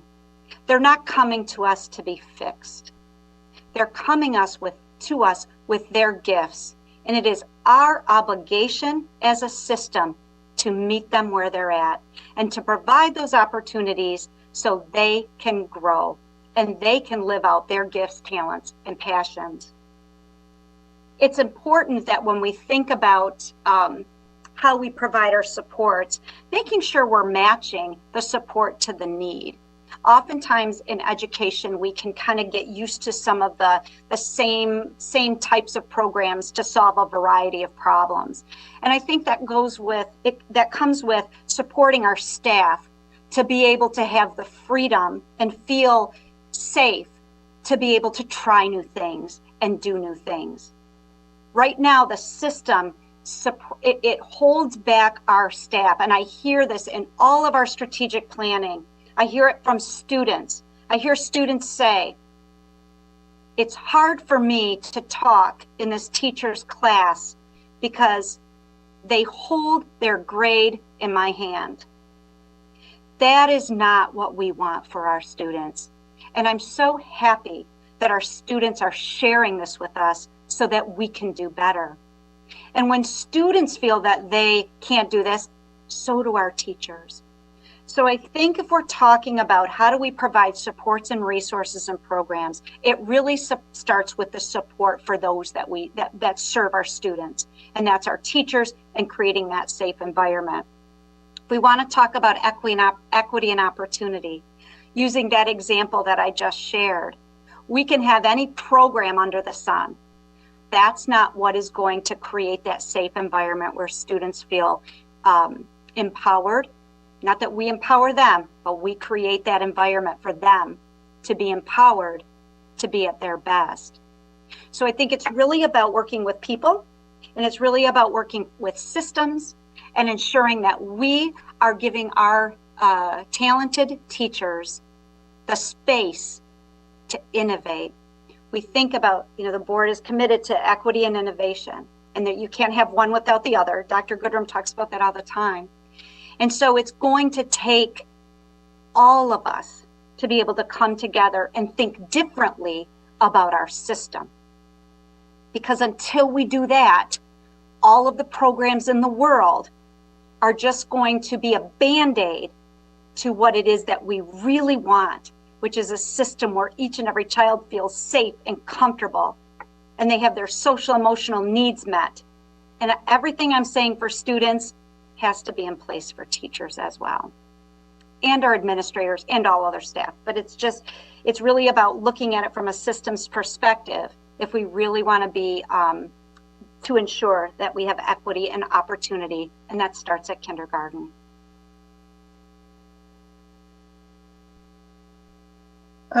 Thank you. Can you give examples of how you have engaged with elevated student voice, and used that knowledge to improve the district? Thank you. I think one of my most recent examples, like I said, is we have out of our 8 strategic planning committees, I think 6 of them have students who are there. And I just am so thankful for them. We had one student who said she feels honored to be part of this district because we recognize and hear their voice. And that just makes my heart happy to hear that. So when we think about this, as we're in these committees, these students are sharing some very meaningful information. They're sharing the great things our teachers are doing, and they're sharing the struggles they have when they don't see people in the district that represent them. And they share these honest feedback. And so that information is being taken into account as we develop the objectives and strategies for us to move our work forward.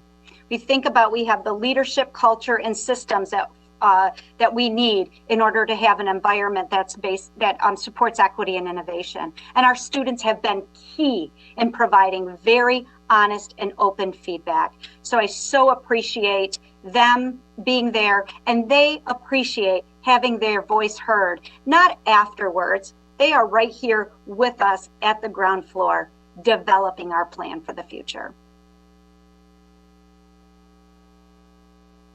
Thank you. Dr. Coffin, how would you measure our effectiveness as a school district? How would we measure our effectiveness? I think that there's a multitude of ways that we measure effectiveness, and it's just not one way. So I think we want everybody to be excited and come to work or school every day and live, be there and have the chance to explore and create and just really feel valued and understand that they have They own their learning, or they own what they're, the processes that we're working through. And then they leave excited to come back to school the next day.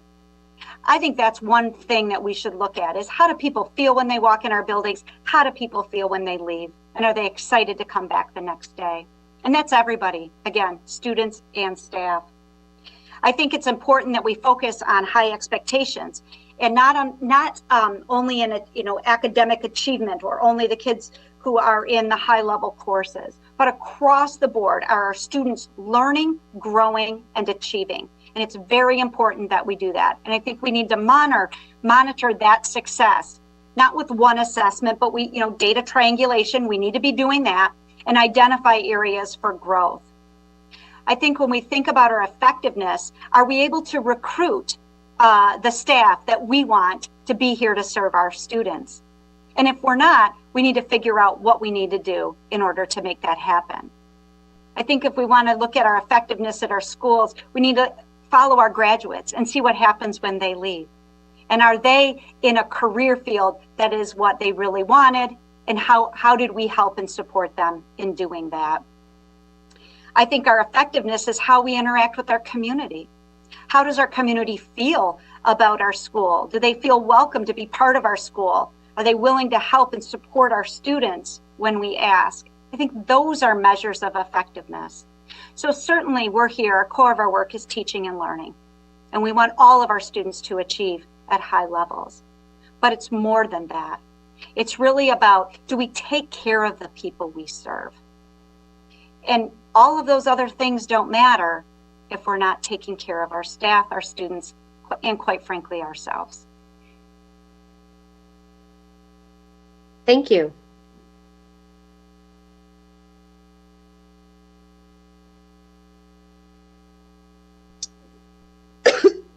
Excuse me. Discuss your experience and general philosophy with respect to collective bargaining. How have you achieved settlements that were embraced by both sides of the table? Thank you, Ms. Fox. My philosophy of collective bargaining is that as a district, we support our teachers and our staff members who work so hard each and every day to support our students. And it's important that as a district, we stay fiscally responsible. And both associations and, I don't like saying association and district, we're all the districts. So from the administrative side maybe, and then the association side, but we're all on the same team. We just play different roles. And so I think it's in the best interest that we are all fiscally responsible. It's really about relationships and how do you work together outside of the bargaining process, right? We know that the bargaining process is, it is a process. It is a process. And we expect that our teachers and our staff advocate for what they feel is best for them and their units. And we, from the administrative side, keep that in mind while still keeping in mind the fiscal, the fiscal nature of what we need to make sure that we can continue to provide opportunities. That can be through our fund balance and all those things. I'll have to say that I had an experience of negotiating contracts where it was at a time when districts across the region were taking either froze or taking significant cuts. And we were able to negotiate twice, 2 3-year contracts where teachers were getting increases each year on schedule. And we were still able to maintain a solid fund balance. So again, I am not an either or person. It's a this and.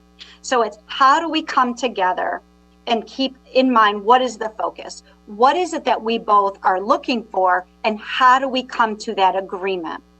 It is important that we take care of our staff, and financially taking care of them is one piece of that. And so it's important that we do that. But I've seen where we've been able to work together. That was an opportunity. We ended up in that situation. We went away from steps and lanes, and everybody had individual wage bases. And we were able to make whole, I guess, people who were frozen on step schedules for 3 or 4 years. So it isn't impossible, and that's in a base foundation district with not a lot of extra funds available. But it was important that we took care of our teachers. So I see it as a process and an obligation for us to do what we can while still remaining in a good fiscal state.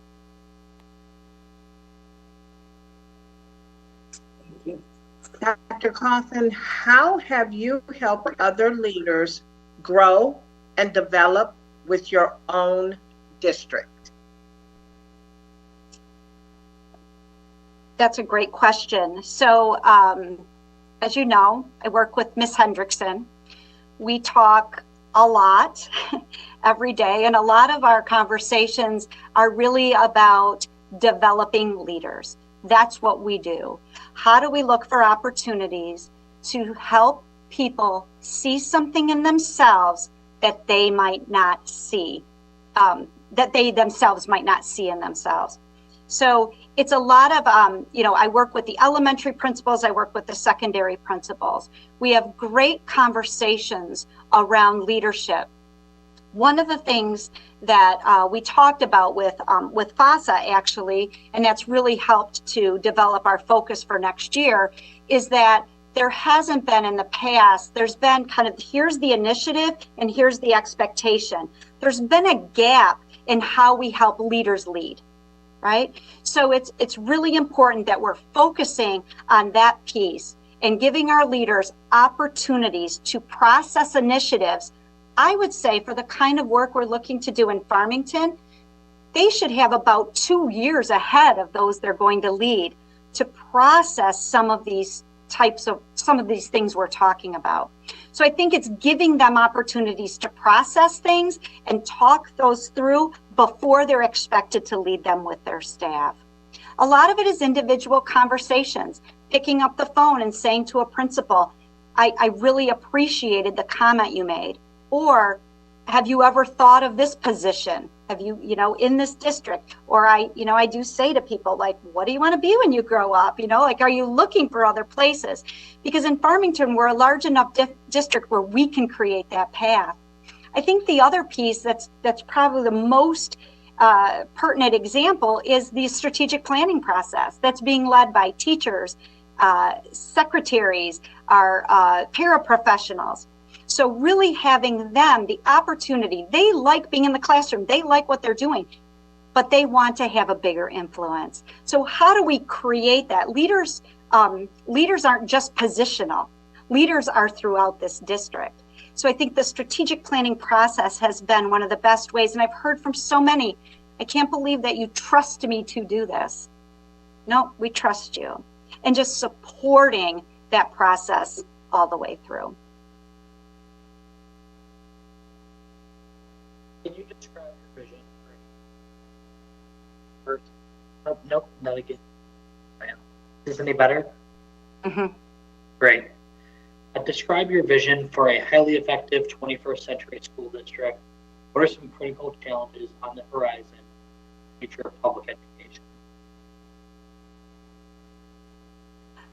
A highly effective school district is one that educates the whole child, that looks at standards and competencies and who is it that we want them to be when they leave. When eventually they walk across that stage and they get their diploma, and we can say without hesitation that they're ready for what life has to bring them. We need to prepare students for the world they face, not the world that we faced when we left high school. We have to make sure that we're creating the ideal learning experience for each and every child so that no child feels that they don't belong or that they can't conquer the world. I think if we're going to have a highly effective school system, we need to ensure that the talent of each person is recognized, because that is what this world needs. We need critical thinkers and problem solvers. We need entrepreneurs. We need those that are willing to have new solutions to old problems and new problems. So a highly effective system is going to offer the personalized learning opportunities for for our students to become their best. The critical challenges with education, I think we're going to be at a crossroads when we come back from this pandemic. Are we going to go back to the old way of doing things? That, as I already mentioned, it was never designed for all. Or are we going to take these learnings and are we going to have courageous conversations inside of our district to really think about what could be? And so in a highly effective organization, our staff will be taking the opportunities and have a safe place where they can try new things without fear of failure, where they have the opportunity to be collaborative and not isolated. When those things are in place, we will see significant improvement in our academic achievement. When we untap the talent and the resources that we have in this district, the sky is the limit.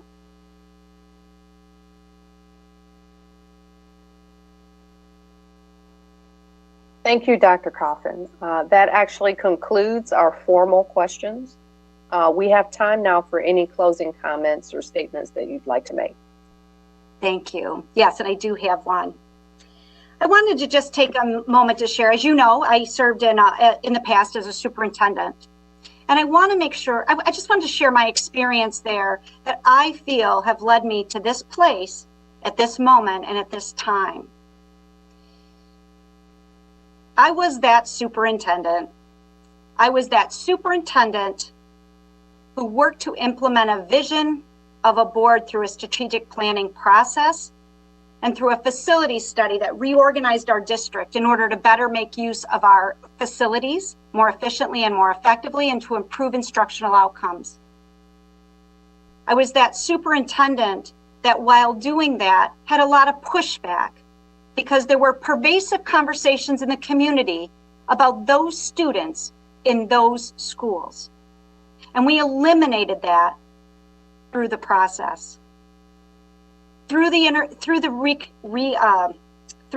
reorganization, we were able to provide common planning time for our teachers, grades K through 9, opening them up and not having teachers so isolated and giving them the opportunity to work together as they deserve. I was that superintendent that created business partnerships as part of our 100 business buy-in. There was really about 250 businesses who participated and committed to helping our students beginning at kindergarten on career education. And we know all education is career education. I was that superintendent that managed a budget, increased and kept a healthy fund balance while being able to provide salary increases to our teachers for 6 years in a row. I was that superintendent that worked with parents and provided opportunities for parents to be a part of a planning process as we looked at school differently. And I'm proud to say we had 100 parents each month at our meeting giving us feedback and ideas and suggestions. I was that superintendent that did not shy away from difficult conversations. I met with families in community forums where there was a lot of anger and hurt and frustration in some of the changes we were trying to make. I met early mornings with families and late at night, ensuring that there were things for their children to do while we had a conversation because they didn't have daycare and they had to work. And I've had some harsh critics, and I've received some wonderful apologies from those same people who, once they recognized what we were trying to do, said thank you. I was that superintendent that supported teachers and continually encouraged innovation and creative efforts. I created a position to support our teachers, solely our teachers, on helping our students through trauma as part of our trauma-informed efforts and becoming a trauma-informed school. I brought in quality educators, including 2 Knowles Fellows, a Fulbright Scholar, and the first African-American teacher in our district in the history. I provided the opportunity for curriculum resources that teachers needed and allowed them to be the instructional designers of the work they were doing with their students.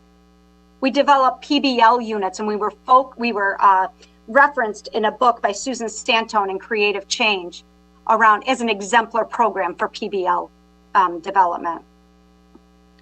Created STEAM centers where all middle schoolers had the opportunity for STEM-based experiences.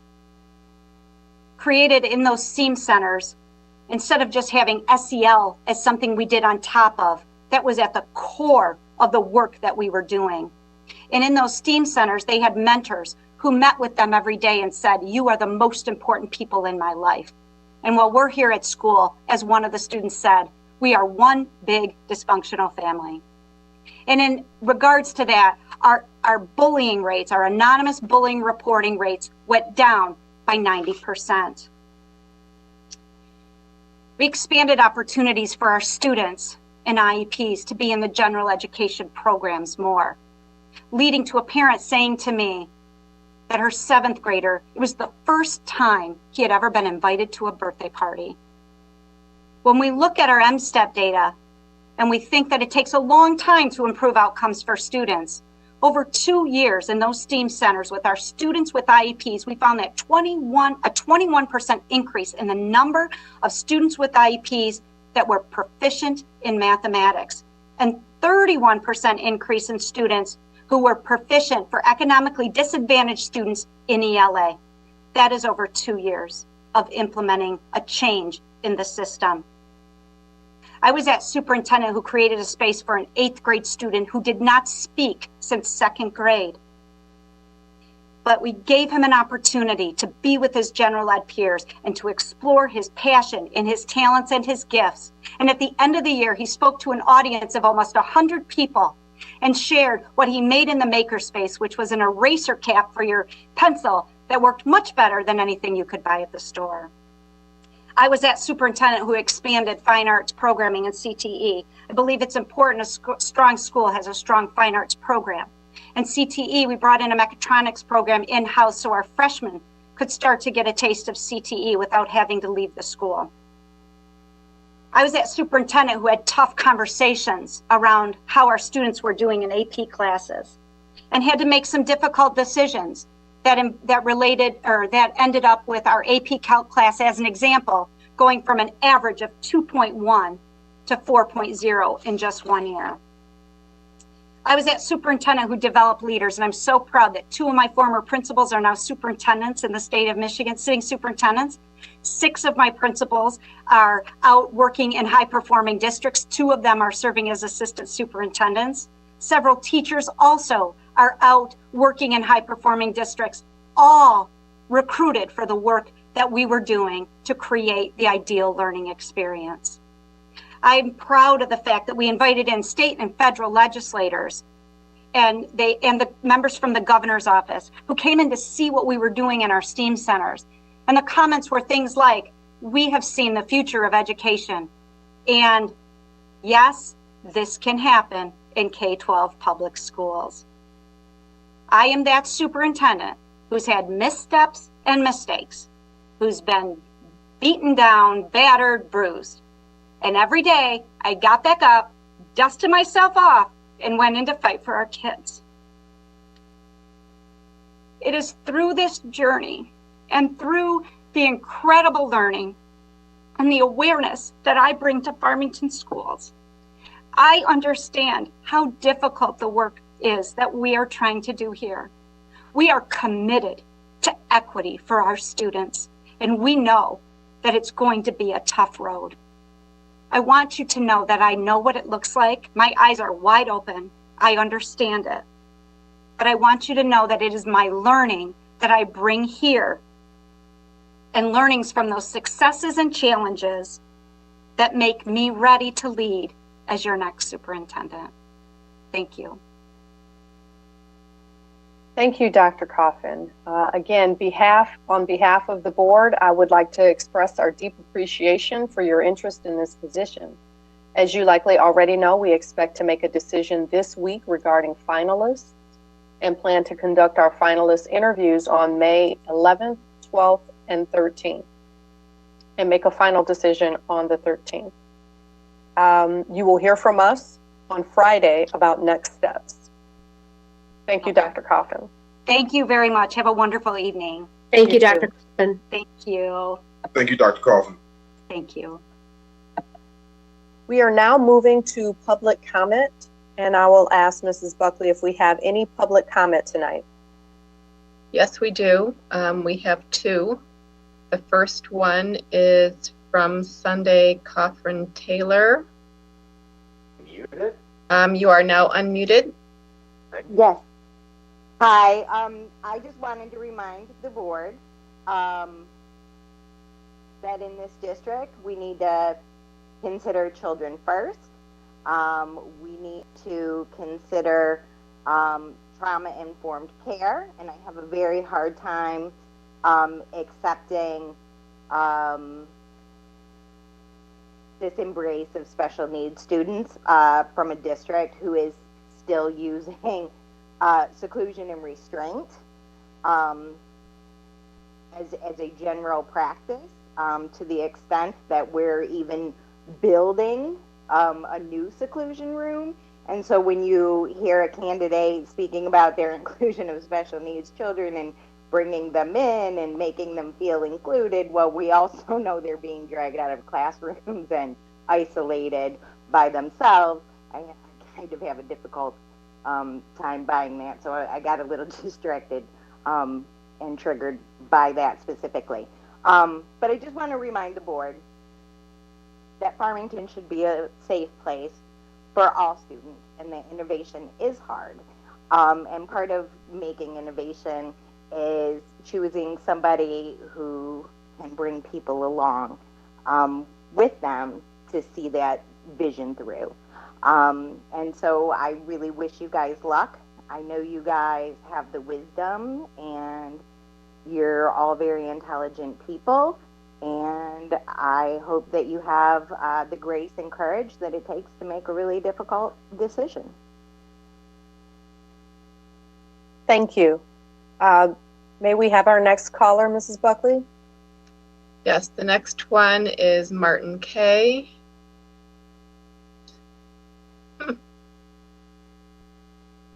Okay, let me see if I can find him again. He was here.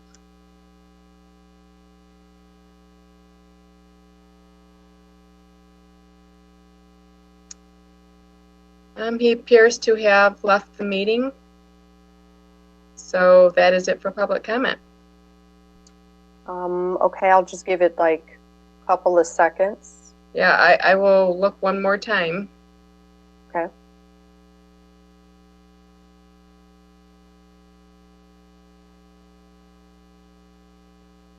Yes, he has left the meeting.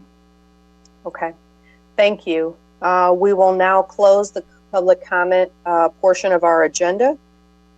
And if there is nothing from any of our board members looking, we will stand adjourned. And I will see you tomorrow, same time. We will we've invited 2 candidates tomorrow to interview. And after those interviews conclude, we will go into voting to identify 3 finalists to interview for next week, May 11th, 12th, and 13th. I will see you tomorrow. Thank you for your time. And thank you to our candidates.